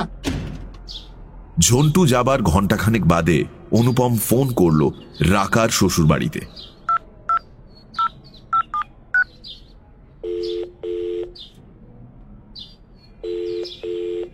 ফোন ধরলেন কৃষ্ণানন্দবাবু। শান্ত, পরিশীলিত, ভারী গলা। বললেন, আমি বৌমার কাছে শুনেছি আপনি ওর বাল্যকালের প্রতিবেশী এবং পরিচিত। আপনি ওর সঙ্গে দেখা করতে চান তো আপনি অবশ্যই আসতে পারেন, কিন্তু এখানে এলে আপনার কিছু অসুবিধে হতে পারে। সে সম্পর্কে আপনি কিছু জানেন? জানি। দেখুন, আপনি হয়তো এসব কথা বিশ্বাস করেন না, কিন্তু আমরা করি। আর সত্যি কথা বলতে কি, আমরা করতে চাই। আমাদের একমাত্র সন্তান যে একেবারে চলে যায়নি, সে যে আমাদের কাছে আছে, এই বিশ্বাসটা আমাদের বুড়ো বুড়ির কাছে কত বড় সান্ত্বনা তা হয়তো আপনি বুঝতে পারবেন। নিশ্চয়ই বুঝতে পারছি। আপনাদের ছেলে অত্যন্ত হৃদয়বান। তিনি যে অকারণে আমার কোনো রকম অসুবিধে হতে দেবে না, এই বিশ্বাসও আমার আছে। কৃষ্ণানন্দবাবুর গলাটা এবার একটু তরল হলো। বললেন, বাহ, চমৎকার। তুমি দেখছি যথেষ্ট সহৃদয় মানুষ। তুমি এসো বাবা, আজ বিকেল 5টাতে এসো। সারা দুপুর অনুপম বাড়ির দলিলগুলো পুঙ্খানুপুঙ্খভাবে পড়ে দেখল। কোথাও কোনো গলদ আছে কিনা খুঁজে দেখল, পেল না। 4টে নাগাদ বেরিয়ে একটা ট্যাক্সি ধরে বউবাজারের দিকে রওনা হলো। শিয়ালদার কাছাকাছি এসে ট্যাক্সিওয়ালা বলল, স্যার, একটা নীলা রঙের অ্যাম্বাসেডর আমাদের ফলো করছে মনে হচ্ছে। ও গলিতে বেরিয়ে যাব? না না, দেরি হয়ে যাবে। আপনি যেমন যাচ্ছেন তেমনই যান।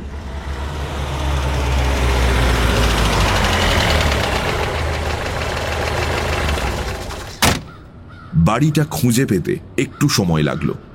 ঠিকানাটা বউবাজার স্ট্রিটের হলেও বাড়িতে ঢুকতে হয় একটা সরু কানাগলি দিয়ে কিছুটা ভেতরে ঢুকে। গলিটা নির্জন, যদিও সামান্য দূরেই বউবাজার স্ট্রিটের জনস্রোত বয়ে চলেছে। অনুপম কলিং বেল বাজাতে গিয়েও হাত সরিয়ে নিল, কড়া নাড়ল। দরজা খুলে দিলেন একজন বয়স্ক ভদ্রলোক। সাদা পাজামা পাঞ্জাবি পরা, হাতে লাঠি, মাথার চুল একেবারে সাদা, বলি রেখাঙ্কিত বিষণ্ণ মুখে মোটা ফ্রেমের চশমা। বললেন, ও তুমি অনুপম না? এসো এসো, ভেতরে এসো।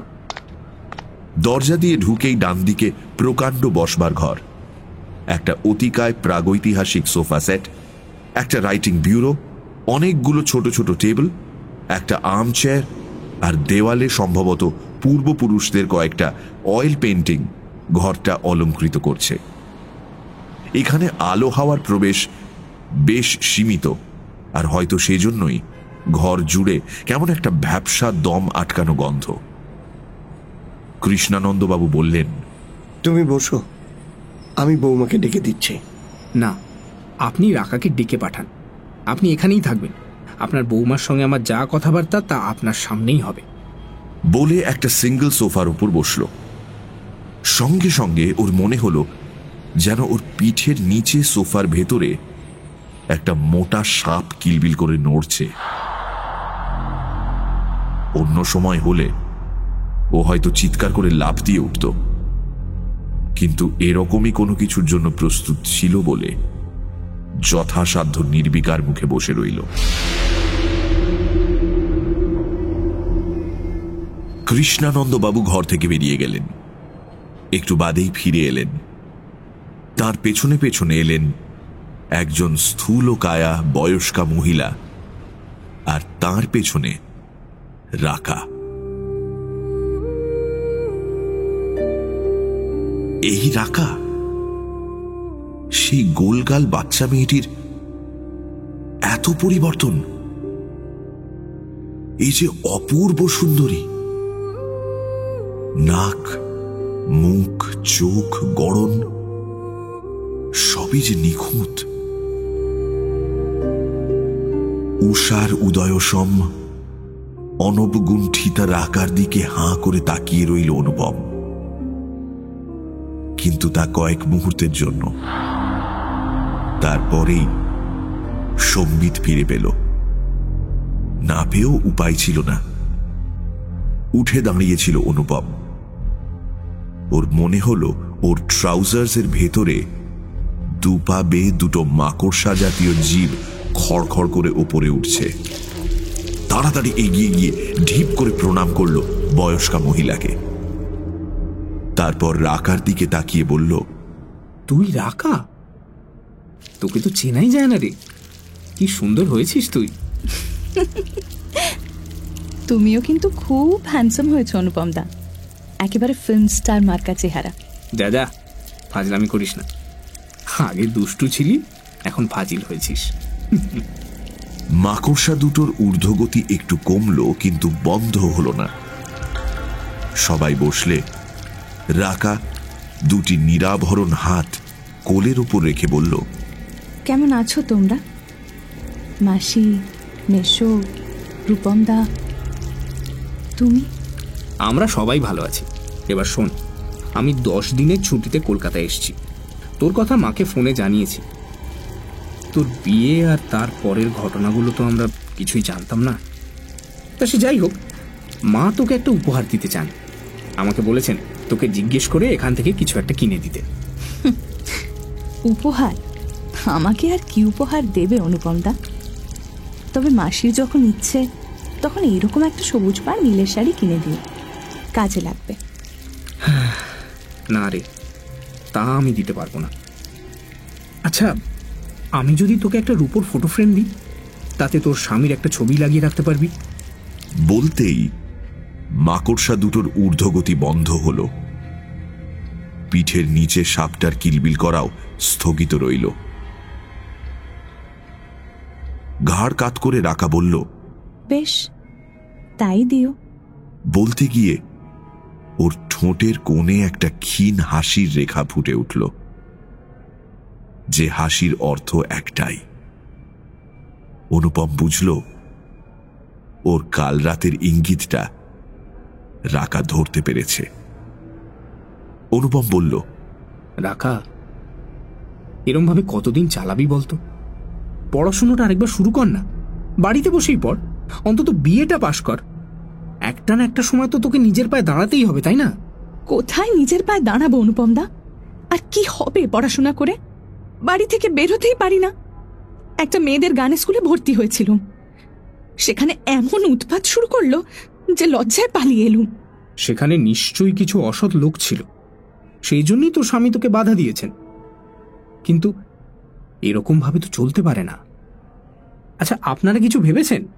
আপনাদের অবর্তমানে রাকা কোথায় যাবে, কি করবে? কৃষ্ণানন্দবাবু বললেন, ভেবেছি বাবা, অনেক ভেবেছি, এখনো ভাবছি। কোনো সমাধান সূত্র আমি খুঁজে পাইনি। আমাদের শরিকে শরিকে প্রবল ঝগড়াঝাঁটি, তাদের মধ্যে কোথাও আশ্রয় পাবে বলে তো মনে হয় না। পেলেও সেখানে সসম্মানে থাকতে পারবে বলে তো মনে হয় না। আবার দেখো, ওর বাপের বাড়ি বা মামার বাড়ির দিকটাও ফাঁকা। যারা আছেন তাদের কারোরই আর্থিক অবস্থা ভালো নয়। ও এখন আমার মেয়ে, আমি আবার ওর বিয়ে দিতে চাই, কিন্তু পাত্র পাবো কি করে? যে কজন কথাবার্তা বলতে এসেছিল সব ভয় পেয়ে পালিয়েছে। নীলাঞ্জনকে দোষ দিতে পারি না। পরে জানতে পেরেছি তাদের সকলেরই লক্ষ্য ছিল হয় আমার টাকা, নয় ওর রূপ। একটা পরিচ্ছন্ন সুন্দর সংসার গড়ে তোলা সত্যি বলতে কি কারোরই উদ্দেশ্য ছিল না। নিজের পায়ে না দাঁড়াতে পারলে ও যে কোথায় যাবে জানি না। রাকা তোমার স্নেহের পাত্রী, দেখো না বাবা, যদি ওর জন্য একজন উপযুক্ত পাত্র জোগাড় করে দিতে পারো। এই কথার মধ্যে রাকা উঠে ঘর থেকে বেরিয়ে চলে গেল।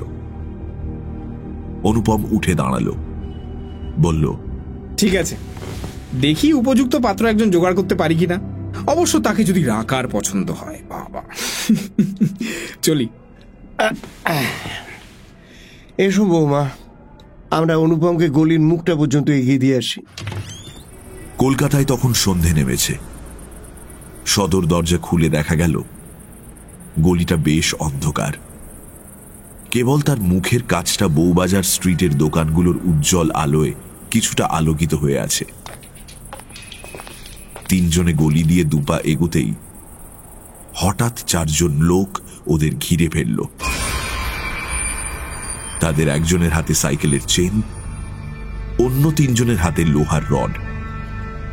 আরো দুটো লোক দেখা গেল নিঃশব্দে গলির মুখে এসে দাঁড়ালো, যাতে কেউ ভেতরে ঢুকতে না পারে। চেনওয়ালা চেনটা ঘোরাতে ঘোরাতে অনুপমকে বলল, এই যে চাঁদু, কলকাতায় এসে রংবাজি করছো, ভুলে যেও না এটা তোমার বিলেত নয়। আবার মেয়ে ছেলেদের সাথে চক্করও চালাচ্ছ দেখছি। এমন শিক্ষা দেব যে রংবাজি জীবনের মতো ভুলে যাবে, বুঝেছ? একজন রডওয়ালা বলল, মালটা কিন্তু খাপছে ওস্তাদ। কৃষ্ণানন্দ বাবু বললেন, কে তোমরা? চেনওয়ালা বলল, কে আমরা এক্ষুনি দেখতে হবে। এ আসগর, বুড়োটাকে চপ্পল দে তো। বলা মাত্র 2 নম্বর রডওয়ালা কৃষ্ণানন্দ বাবুর গলা ধরে তাকে দেয়ালের গায়ে ঠেসে ধরল। শান্ত গলায় অনুভব বলল, ওর গায়ে হাত দিও না, সাবধান করে দিচ্ছি।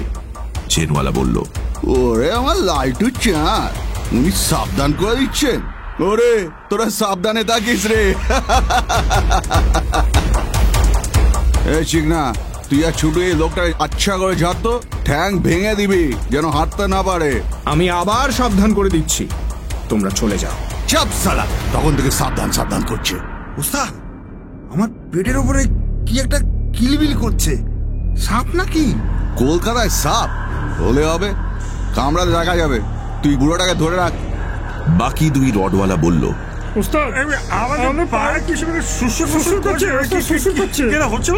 ও আসলে হবে, তোরা এটা কি খেলা? এই শেষবার তোমাদের সাবধান করে দিচ্ছি আমি, পরে আমাকে দোষ দিও না। 2 রডওয়ালা রড তুলে তেড়ে এলো অনুপমের দিকে, আর চেনওয়ালা হাত বাড়ালো আতঙ্কে মৃতপ্রায় রাখার দিকে। হঠাৎ অনুপমের গলা দিয়ে একটা রক্ত জল করা হুঙ্কার বেরিয়ে এলো। একটা ছিলে ছেঁড়া ধনুকের মতো শূন্যে লাফ দিয়ে উঠল সে। তারপর ওই সরু গলিটার মধ্যে যেন একটা ঘূর্ণিঝড় বয়ে গেল।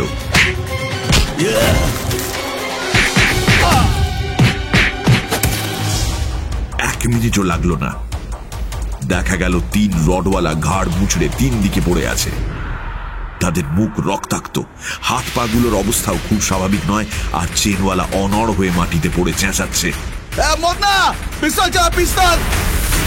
গলির মুখে দাঁড়িয়ে থাকা একজন ঘুরে দাঁড়িয়ে কোমর থেকে পিস্তল বের করতে না করতেই একটা লোহার রড ঘুরতে ঘুরতে এসে তার মাথায় লাগলো, আর সে বলে আর্তনাদ করে উল্টে পড়ে গেল। ষষ্ঠজন বুদ্ধিমান লোক, সে আর দাঁড়ালো না, সামনের ভিড়ে মিশে গেল। অনুপম চেনওয়ালাকে কান টেনে দাঁড় করিয়ে দিল। দেখা গেল সে সোজা হয়ে দাঁড়াতেই পারছে না, একদিকে বেঁকে রয়েছে। তার গালে ঠাস করে একটা চড় মেরে অনুপম বলল, তোদের নীল অ্যাম্বাসেডারটা আছে এখনো? লোকটা হাউ হাউ করে কেঁদে উঠল। একটা ভাঙা দাঁত থুক করে মুখ থেকে বের করে নিয়ে বলল, আর মারবেন না স্যার, যা বিলিদি মার মেরেছেন তারপর আর দিশি চড়তাবো ছাড়াবেন না। অ্যাম্বাসেডার স্যার, আপনি সেটাও জানেন? আচ্ছা স্যার। তোর সাগরেদের সেই পর্যন্ত নিয়ে যেতে পারবি না? আমি সাহায্য করব। পারবো স্যার, আপনি যান স্যার, আমি ঠিক চলে যাব স্যার। তাহলে যা, ভবিষ্যতে কখনো যদি এখানে দেখি আমি তোদের জ্যান্ত চামড়া খুলে নেব, মনে রাখবি। যা ভাগ। হ্যাঁ স্যার, মনে রাখবো স্যার।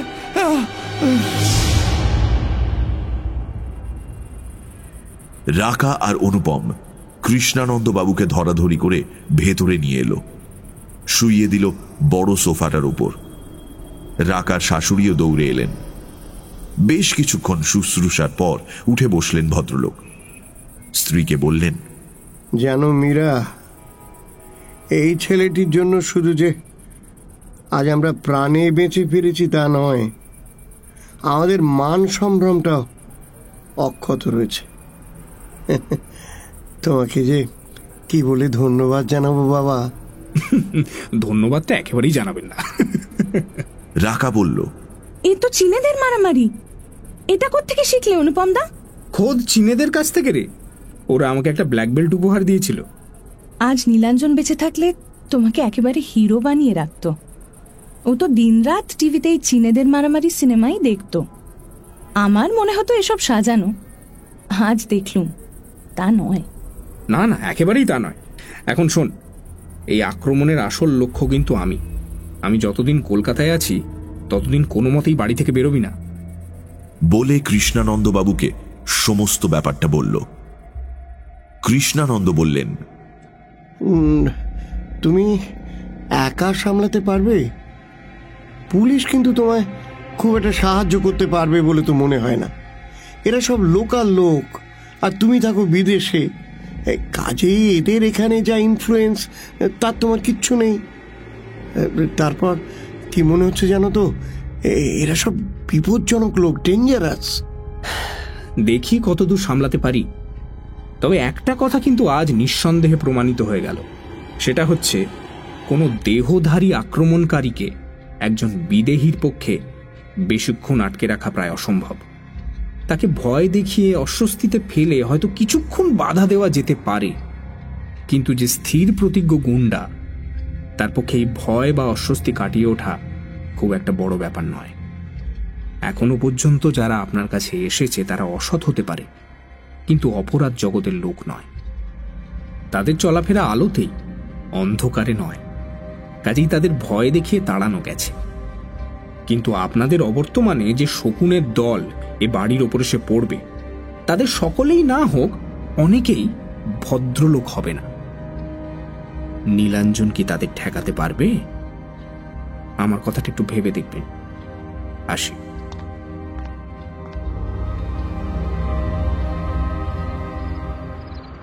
অনুপম যখন শ্যামপুকুর ফিরল তখন প্রায় 8টা বাজে। ঝন্টু বসে বসে খবরের কাগজ পড়ছিল। ওকে দেখে ধমকে উঠল। কোথায় ছিলি এতক্ষণ? আমি এদিকে চিন্তা করতে করতে অস্থির। সাধুচরণ বলল যে তুই নিজেই বেরিয়েছিস ট্যাক্সি নিয়ে। কোথায় গেছিলি? অনুপম খাটের উপর চিৎপাত হয়ে শুয়ে পড়ল। বলল, আগে সাধুচরণকে 1 কাপ চা দিতে বল, তারপর বলছি। বাবা। চা খেতে খেতে রাকার সমস্ত কথা বলল অনুপম। তারপর জিজ্ঞেস করল, ঝন্টু, রূপোর ফটো ফ্রেম কোথায় পাবো বলতে পারবি? আরে দূর তোর ফটো ফ্রেম, তুই কি আরম্ভ করেছিস বলতো? হরিরাম বাজাজকে সামলাতেই হিমশিম, এরপর কোত্থেকে নীলাঞ্জন মুকুজ্জের ভূত জুটে আনলি ভাই? আহা, আমি কি ইচ্ছে করে এনেছি নাকি? এসে গেলে আমি কি করব? কি করবি মানে? দেখ অনুপম, ভূত গ্যাস খায় এরকম কথা আমি বাপের জন্মে শুনিনি ভাই। তুই ভাবছিস গ্যাস খাইয়ে ভূত তাড়াবি, এই তো? তুই একটি আস্ত পাঁটা, বুঝলি? ওই ওই কৃষ্ণানন্দ বাবুকে ওঝা রাখতে বল। হ্যাঁ, ঝেড়ে ভূত ভাগিয়ে দেবে। রাম রাম রাম রাম রাম রাম। তা হয় না রে। কৃষ্ণানন্দ বাবু তো নীলাঞ্জনকে ভাগাতেই চান না, অথচ রাখার একটা ব্যবস্থা করতে চান। আর ভূত যে গ্যাস খায় না তোকে কে বলল? তুই যে পুজো করিস, মন্ত্র বলিস, সেগুলো কি দেবতাকে গ্যাস দেওয়া নয়? তা দেবতা যদি খেতে পারেন, অপদেবতা খাবেন এরকম কোনো আইন আছে নাকি? তুই একটা জিনিস বুঝতে পারছিস না, নীলাঞ্জন এতদিন মানে জীবিত এবং মৃত অবস্থায় রাকার সঙ্গে যে ব্যবহার করে এসছেন সেটা সবাই নিন্দে করেছে, সমালোচনা করেছে। অথচ উনি জানেন উনি যা করছেন সেটাই ঠিক, যুক্তিযুক্ত। আজ আমার কাছে সমর্থন পেয়ে আমার প্রতি নীলাঞ্জন যথেষ্ট হয়ে পড়েছেন বুঝতে পারছি। মনে হচ্ছে একটা রফা হলেও হয়ে যেতে পারে। বলতে না বলতেই ফোন বেজে উঠল। বাজাজের ফোন। বললেন, অনুপম বাবু, আপনি আমার লোকেদের ড্যামেজ করিয়ে দিয়েছেন। এদের সারাই করতে আবার ভালো রকম পয়সা খরচ হবে, কাজেই 5টাও নয় 3টে ফ্ল্যাট আপনারা পাবেন। বলেন কি? আপনার করুণা তো হৃদয়ে একেবারে গাঁথা হয়ে গেল। আমি কাল দুপুর 12টা পর্যন্ত অপেক্ষা করব। যদি আমার প্রস্তাব না মেনে নেন তাহলে যা ঘটবে তার জন্য আমাকে রেসপন্সিবল করবেন না। কি যে বলেন, তা কখনো পারি? বাজাজ দুম করে ফোন রেখে দিলেন। অনুপম তখন ব্যারিস্টার গুপ্তকে ফোন করে সব ঘটনা জানালো। ভদ্রলোক পুলিশ প্রোটেকশন না নেওয়ার জন্য প্রথমে ওকে একটু বকাবকি করলেন, তারপর প্রশ্ন করে করে রাকার ব্যাপারটা জেনে নিলেন। সবশেষে জানালেন যে তার সাহায্য নিতে অনুপম যেন বিন্দু মাত্র দ্বিধা না করে, কারণ উনি আর নির্মল বাল্যবন্ধু, এক স্কুল এক কলেজ। শুতে যাবার আগে আবার ফটো ফ্রেমের কথাটা তুলল অনুপম। ঝন্টু বলল, হ্যাঁ, ও জিনিস তো বউবাজারেই পাবি। 2-4টে দোকান খুললেই মনের মতো ফ্রেম পেয়ে যাবি। Good night. সকালবেলা ব্রেকফাস্ট খেয়ে 10টা নাগাদ বেরুলো অনুপম। প্রথমে গেল বউবাজার। একটা দোকানে ফ্রেম পছন্দ হলো, সেটা পালিশ করতে দিয়ে সন্ধেবেলা ডেলিভারি নেবে বলে চলে গেল আলিপুর কোর্টে। 4 নম্বর বার লাইব্রেরিতে পঙ্কজ পাল চৌধুরী অদ্ভুত ব্যবহার করলেন ওর সঙ্গে। প্রথমত চিনতেই পারলেন না, তারপর বেশ অভদ্রভাবেই ওকে বলে দিলেন যে তার পক্ষে অনুপমকে কোনো রকম পরামর্শ দেওয়া সম্ভব নয়।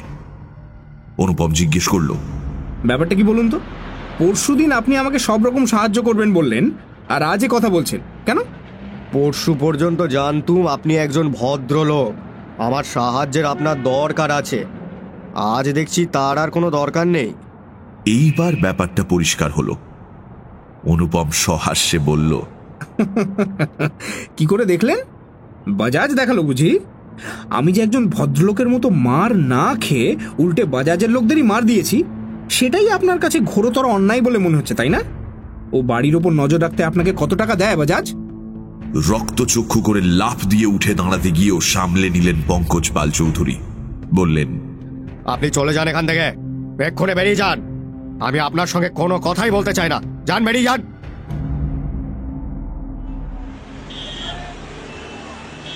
নিউ মার্কেটে বাবা মার জন্য কিছু কেনাকাটা করে 4:30 নাগাদ ম্যাঙ্গো লেনে ঝন্টুর অফিস চলে গেল অনুপম। বলল, ঝন্টু, তুই কাজ সেরে 5টার সময় বেরোবি তো? তোকে না তখন বউবাজার নিয়ে যাব, তারপর একটু এদিক ওদিক ঘুরবো। খেপেছিস নাকি? ভূতের বাড়িতে আমি যাব? নেভার। তুই তো বললি তোর সঙ্গে ভূতের কি হয়েছে। হোক বা না হোক, আমি যাচ্ছি না, ব্যাস। সব বাবা, ঠিক আছে, ভেতরে ঢুকবো না, বাইরে থেকেই ফ্রেমটা দিয়ে চলে আসবো। এই শোন, তুই কবে ফিরবি বলতো? বাড়িটার যদি কিছু নাই করিস তবে কেটে পড় না, ঝামেলা আছে। না রে ঝন্টু, কেটে পড়লে চলবে না। দুটো সমস্যা এখানে, তাদের সমাধান তো না করে যেতে পারি না। 10 দিনের ছুটির পুরোটাই কাটবে মনে হচ্ছে। তাছাড়া বোঝাই যাচ্ছে বাজাজ একটা শেষ লড়াইয়ের জন্য প্রস্তুত হচ্ছে। আমি এখন যদি কেটে পড়ি, ও দুঃখ পাবে না? সেজ পিসিমা, ছোট পিসিমা আর বাবার মামা পরিমল দাদু, এরা তো কলকাতাতেই আছেন। ওদের বাড়ি একবার যাওয়া দরকার। ভাবছি কাল সারাদিনটা এই কাজের জন্যই রাখবো।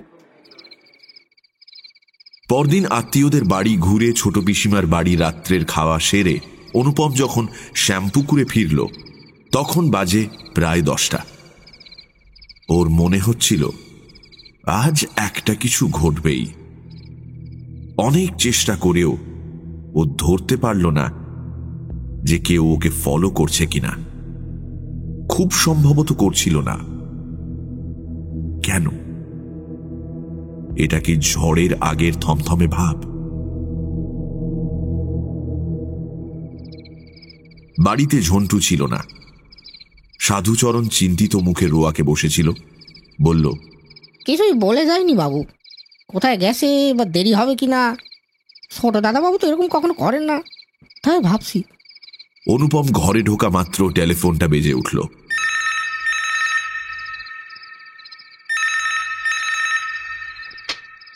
বাজাজের গলা। অনুপম বাবু, বাড়ি ফিরেছেন? আপনাকে তো আর একবার কষ্ট করে বেরোতে হবে। কোথায় যেতে হবে? সেটা একটা খুব ভালো জায়গা, আপনার মনের মতো জায়গা। সেখানে আপনার ফ্রেন্ড মিসেস রাকা মুখার্জি, তার শাশ, শাশুর আর আপনার ভাই সুব্রত বাবু আপনার জন্য অপেক্ষা করছেন। কোথায়? সেটা গেলেই দেখতে পাবেন। নিচে সদর দরজায় আমার গাড়ি অপেক্ষা করছে। ড্রাইভার আপনাকে নিয়ে যাবে। যদি না যাই? কাল সকালে ওই 4 জনের লাশ আপনার সদর দরজার সামনে দেখতে পাবেন।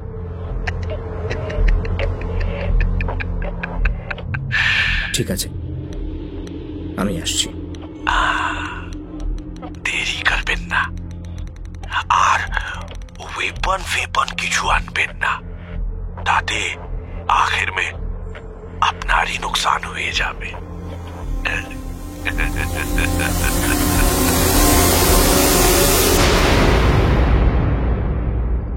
বাজাজ ফোনটা রাখা মাত্র ব্যারিস্টার গুপ্তকে ফোন করল অনুপম।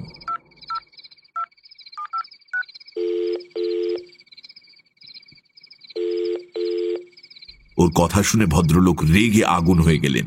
বললেন, কি এত দূর স্পর্ধা হরিরামের? তোমাকে কোথায় নিয়ে যাচ্ছে জানো? ওর কথা শুনে মনে হলো 16 নম্বর প্রভাত ঘোষ রোডের বাড়িতেই। যদি তা না হয় 19 নম্বরের অ্যাডভোকেট পঙ্কজ পাল চৌধুরীকে চাপ দিলে হয়তো জানতে পারবেন যে ও আমাকে কোথায় নিয়ে যেতে চায়। ঠিক আছে, এটা লোকাল থানার ব্যাপার নয়। আমি হোম মিনিস্টারের সঙ্গে কথা বলছি, লালবাজারের সঙ্গে যোগাযোগ করছি। যত তাড়াতাড়ি সম্ভব আমি তোমাদের কাছে পৌঁছে যাব। এই হরিরামের একটা ব্যবস্থা করা দরকার। টাকার জোরে শয়তানটা ধরাকে সরাজ্ঞান করছে।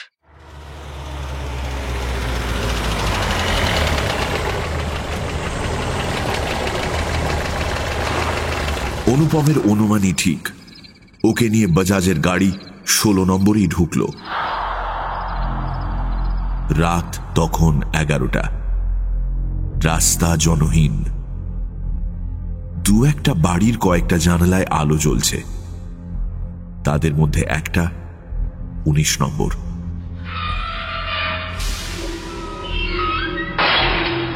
ওদের বাড়ির গেট খুলে দিল একটা গুন্ডা মতন লোক। সমস্ত বাড়িটা অন্ধকার, কোথাও কোনো আলো দেখা যাচ্ছে না। লনের সামনে গেট থেকে নেমে হেঁটে গিয়ে সদর দরজার সামনে দাঁড়ালো অনুপম। সঙ্গে সঙ্গে দরজাটা খুলে গেল। একটা লোক পেন্সিল টর্চের আলো দেখিয়ে ওকে বসবার ঘরে নিয়ে ঢোকালো। ভেতরটা গুমোট হয়ে রয়েছে, একটা ভ্যাপসা গন্ধ, অনেকটা রাকাতের বাড়িতে ঢোকবার সময় যে গন্ধ পেয়েছিল অনুপম, সেই রকম। অনুপম ঘরে ঢোকা মাত্র ফস করে একটা আলো জ্বলে উঠল। দেখা গেল ঘরের এক কোণে কৃষ্ণানন্দ বাবু, তার স্ত্রী আর রাকা মেঝের উপর বসে আছে। তিনজনের মুখেই ভয়ঙ্কর আতঙ্কের ছায়া। তাদের পাশে দাঁড়িয়ে আছে ঝন্টু, সেও ভয়ে আধমরা হয়ে রয়েছে। ঘরে একটা খালি বুককেস ছাড়া আর কোনো আসবাবপত্র নেই। জানলাগুলোয় ভারী পর্দা লাগানো রয়েছে যাতে কোনো আলো বাইরে না যায়। ঝন্টু বলল, এই অনুপম, তুই এলি কেন ভাই? জেনে শুনে বাঘের গুহায় এসে ঢুকলি? কেন এসেছি তুই তা বুঝবি না। তোরা এখানে এলি কি করে? আরে 5টার সময় অফিস থেকে বেরোনো মাত্র 4-5টা লোক আমাকে ঘিরে ফেললো। বলল হরিরাম বাবু ডাকছেন, এক্ষুনি যেতে হবে। কি করি, না গেলে তো জোর করে ধরে নিয়ে যাবে। ওদের সঙ্গে গাড়িতে গিয়ে উঠলুম, দেখি 2টো গাড়ি, একটায় আমি আর 2টো লোক। বললো আমাকে কৃষ্ণানন্দ বাবুকে গিয়ে বলতে হবে যে তুই গুরুতর ইনজিওর্ড, হাসপাতালে। রাকাকে একবার দেখতে চাইছিস। তুই তুই বললি? না বলে উপায় কি বল ভাই। আমার পেছনে দুজন দাঁড়িয়ে, আমার পিঠে পিস্তল ঠেকানো, বলে দিয়েছিল আমাকে খুন করতে ওদের এতটুকু অসুবিধা হবে না। আমার কথা শুনে কৃষ্ণানন্দবাবুর স্ত্রীও যেতে চাইলেন, হুড়মুড় করে ওরা বেরিয়ে এলেন। তারপরে এইখানে একটা সামান্য বাড়ির জন্য এত কাণ্ড করছে হরিরাম। কারণ আছে অনুপম বাবু। আপনি যদি আমাকে অপমান না করতেন আর আমার লোকগুলোকে না মারতেন, তাহলে এত কাণ্ড করতে হতো না। এখন আপনার একটা উপযুক্ত শাস্তির ব্যবস্থা না করলে তো চলছে না।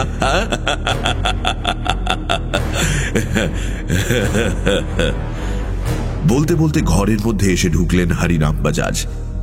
তার সঙ্গে দুজন লোক, তাদের হাতে অ্যাসল্ট রাইফেল। বোঝা গেল তারা হরিরামের ব্যক্তিগত দেহরক্ষী। লোকটা ছিপছিপে রোগা, ফর্সা রং, মেহেন্দি করা লালচে চুল, চোখে স্টিল ফ্রেমের চশমা, পরনে সাদা রঙের স্যুট, সাদা রঙের জুতো, বয়স 40 থেকে 45-এর মধ্যে। শুনিয়ে অনুপম বাবু, বেশি কথা বলা আমি পছন্দ করি না। এখন আপনাকে যা বলবো তা আপনাকে করতে হবে। হ্যাঁ, এই মোবাইল ফোন নিন, হংকং এ আপনার পিতাজিকে ফোন করেন আর তাকে বলেন যে 1 ঘন্টার ভিতরে আমার আরেকজন লোক এই বাড়ি ভেঙে মাল্টি স্টোরির বিল্ডিং করার এগ্রিমেন্টের কাগজপত্র নিয়ে তার কাছে চলে যাবে। তিনি যেন দেরি না করে কাগজগুলোয় সিগনেচার করে দেন। বাস, আপনার কাজ শেষ। আপনারা সবাই যে যার বাড়ি চলে যাবেন। এখন অবশ্য হংকংয়ে অনেক রাত, তা পিতাজিকে না একটু কষ্টই দেবেন। মিস্টার বাজাজ, আপনি হয়তো বেশি কথা বলেন না, কিন্তু বড্ড বেশি বাজে বকেন। আমি বাবাকে ফোন করে দিলাম, কাগজে সই হয়ে গেল, আর আপনি আমাদের ছেড়ে দিলেন যাতে আমরা এক দৌড়ে থানায় গিয়ে এফআইআর করতে পারি। এই গল্প আমাকে দিয়ে লাভ নেই। আপনার কার্যসিদ্ধি হলে যে আপনি আমাদের আর জীবিত থাকতে দেবেন না, এটা বুঝতে তো কোনো কষ্টই হয় না।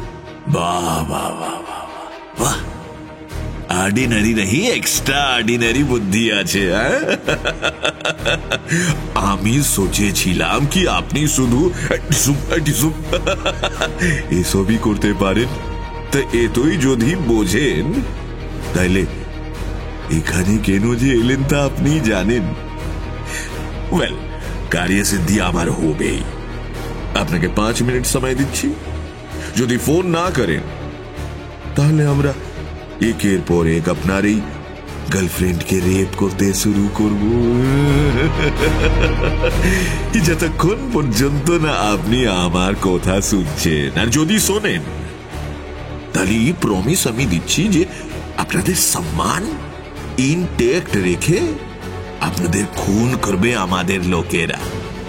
আমরা 1 2 3 4 5 6 7 8 জন আছি। আমাদের সকলের কাছেই রাইফেল আছে, রিভলভার আছে, কাজে কোন রকম চালাকি করবার চেষ্টা করবেন না। অনুপম বাবু, আপনি একটা কথা জেনে রাখুন মিস্টার বাজাজ, ব্যারিস্টার পি.কে. গুপ্ত হোম মিনিস্টারের সঙ্গে একটু আগে এ ব্যাপারে কথা বলেছেন এবং লালবাজারকে অ্যালার্ট করা হয়েছে। হ্যাঁ, অপমানের প্রতিশোধ নিতে গিয়ে আপনি বড্ড বাড়াবাড়ি করে ফেলেছেন। আমাদের খুন করলেও আপনি বেরিয়ে যেতে পারবেন না। মিস্টার বাজাজ, আপনার খেলা এবার শেষ।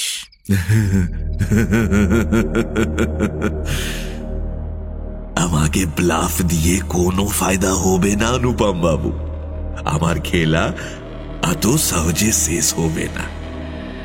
এবার বলেন, ফোন করবেন কি না করবেন? হ্যাঁ, করব। ফোনটা দিন। আপনি নাম্বার বলেন, আমি লাগিয়ে দিচ্ছি। অনুপম নম্বরটা বলল।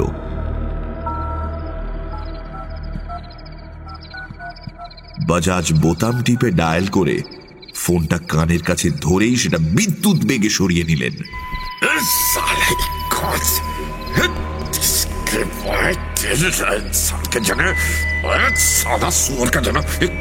ফোনের ভেতর থেকে যেন 5টা কাঠছেড়াই কলের আওয়াজ ছিটকে বেরিয়ে এলো। বাজাজ দাঁতের ফাঁকে একটা অশ্লীল গালাগালি করে নম্বরটা রিডায়াল করলেন। আবার সেই একই ব্যাপার। অনুপম চট করে রাকার মুখের দিকে তাকালো, দেখলো ওর দিকেই তাকিয়ে আছে, ঠোঁটের কোণে একটা ক্ষীণ হাসির আভাস। বাজাজ বললেন, এই ফোনগুলো কোনো কাজের না। ইয়াকুব, যা তো, আমার গাড়িতে একটা ফোন আছে আর নিয়ে আয়। ওটা জাপানি, গোলমাল হবে না, তাড়াতাড়ি যা। ওকে বস। বলে বেরুতে যেতেই একটা লোক দরজা দিয়ে মুন্ডু বের করলো, বিস্ফারিত চোখে বলল, दादा उधर उस बाथरूम में लाश पड़ा हुआ है, उस एकदम सड़ गया, बदबू मार रहा है। লাশ তো কি হয়েছে, খালি বাড়ি দেখে পাড়ার কেউ ঢুকে ঝুলে পড়েছে। তুই যা, সদর দরজায় গিয়ে দাঁড়া। अच्छा जा रहा हूं मैं दादा, पर ऐसे ठीक नहीं लग रहा। বলে মুন্ডুটা অদৃশ্য হলো, আর সঙ্গে সঙ্গে দোতলায় একটা পৈশাচিক গর্জন উঠল,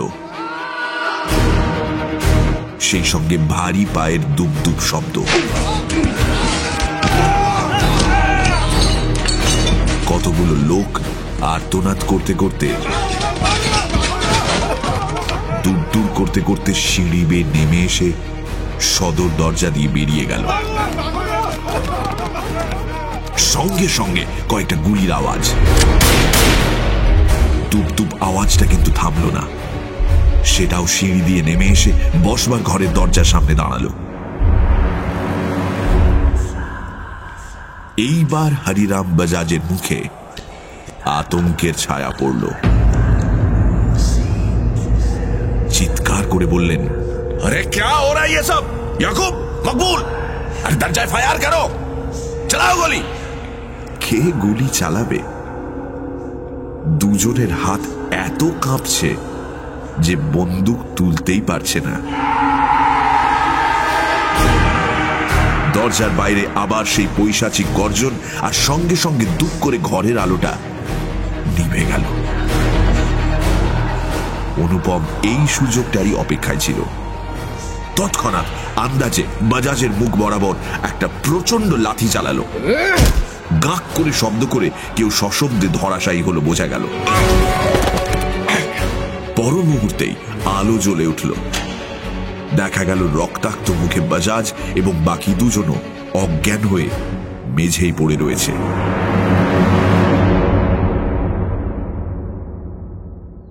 কথা হচ্ছিল ব্যারিস্টার গুপ্ত চেম্বারে বসে। গুপ্ত বলছিলেন, আমরা বাজাজের বিরুদ্ধে কেবল ট্রেসপাসিং এর চার্জ জানবো, কিডন্যাপিং এর চার্জ জানবো না, তাহলে কৃষ্ণানন্দ বাবুর কোর্ট কাচারি করতে করতে প্রাণ বেরিয়ে যাবে। তাতে হয়তো বাজাজের উপযুক্ত শাস্তি হবে না, তবে তা নিয়ে ভেবে লাভ নেই, কারণ বাজাজ আর তার লোকজন আর জীবনে কখনো বাড়ির ছায়া মারাবে না। আনা বাড়িতে কে যাবে প্রাণ হাতে করে? বাজাজ তো আর জানে না যে ওর মুখে লাথিটা অনুপমের, ভূতের নয়। আর রাকা তো কাল অনুপমের সঙ্গে চলেই যাচ্ছে জাকার্তা, সেখানে ওর জারিজুরি চলবে না, ওরা নিশ্চিন্তে থাকতে পারে। দীর্ঘশ্বাস ফেলে নির্মল বললেন, এই সবই তোর জন্যই হতে পারলো বিটু। দুদিনের মধ্যে রাকা অনুপমের বিয়ের রেজিস্ট্রেশন, আমাদের হংকং থেকে আসা টিকিটের ব্যবস্থা, এসব তুই না থাকলে হতো না। আরে দূর সব কিছু নয়, কলকাতায় সবই সম্ভব। তবে হ্যাঁ, হোম মিনিস্টারও খুব সাহায্য করেছেন। আমার তো ভয় ছিল বিয়েটা, ভেবেছিলাম ঝামেলা হবে। না, সে ভয় আর নেই। কৃষ্ণানন্দ বাবুর সঙ্গে কথা হচ্ছিল, ওর বোধহয় ওর ছেলের সঙ্গে কোনো রকম যোগাযোগ হয়। তো উনি বললেন যে নীলাঞ্জনের যে মূল সমস্যাটা ছিল সেটা ঈর্ষা নয়, সেটা রাকার শারীরিক এবং মানসিক ক্ষতির সম্ভাবনাটা দূর করা। সে যখন জীবিত ছিল তখন ঈর্ষাটাই বড় ছিল, তবে সেটা একটা দেহজ প্রতিক্রিয়া। দেহটাই যখন নেই তখন সেটা আর থাকে কি করে? আজ সে নিশ্চিন্ত যে অনুপম কোনো রকম অসৎ উদ্দেশ্য ছাড়াই রাকার ভার নিতে চায়। তার জন্য সে সাক্ষাৎ মৃত্যুর মুখেও এগিয়ে যেতে পারে এবং রাকাকে নিরাপত্তা দেওয়ার মতো ক্ষমতা তার আছে। অতএব নীলাঞ্জনের এখন আর তেমন কোনো প্রয়োজনীয়তা নেই। তাছাড়া আদতে সে একজন ভদ্রলোক, নিষ্প্রয়োজনে সে কারুর ক্ষতি করতে চায় না।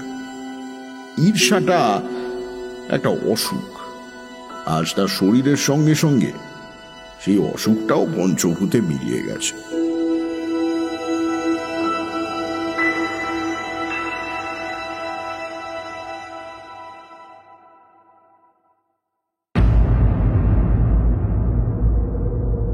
সানডে সাসপেন্স ক্লাসিক্সে আজ শুনলেন মনোজ সেনের লেখা ছুটি কাটালো অনুপম। গল্প পাঠে মীর, সোমক, অয়ন্তিকা, জগন্নাথ বসু, ইন্দ্রাণী, শ্রী, দীপ, অগ্নি, অমর্ত্য, রিচার্ড, শুভ, তৌসিফ এবং পুষ্পল। শব্দগ্রহণ, আবহ সঙ্গীত ও ধ্বনি পরিকল্পনা রিচার্ড। প্রচার অলঙ্করণ গ্রিনিং ট্রি। পর্ব পরিচালনায় টিম সানডে সাসপেন্স। সমগ্র পরিকল্পনায় আমি ইন্দ্রাণী।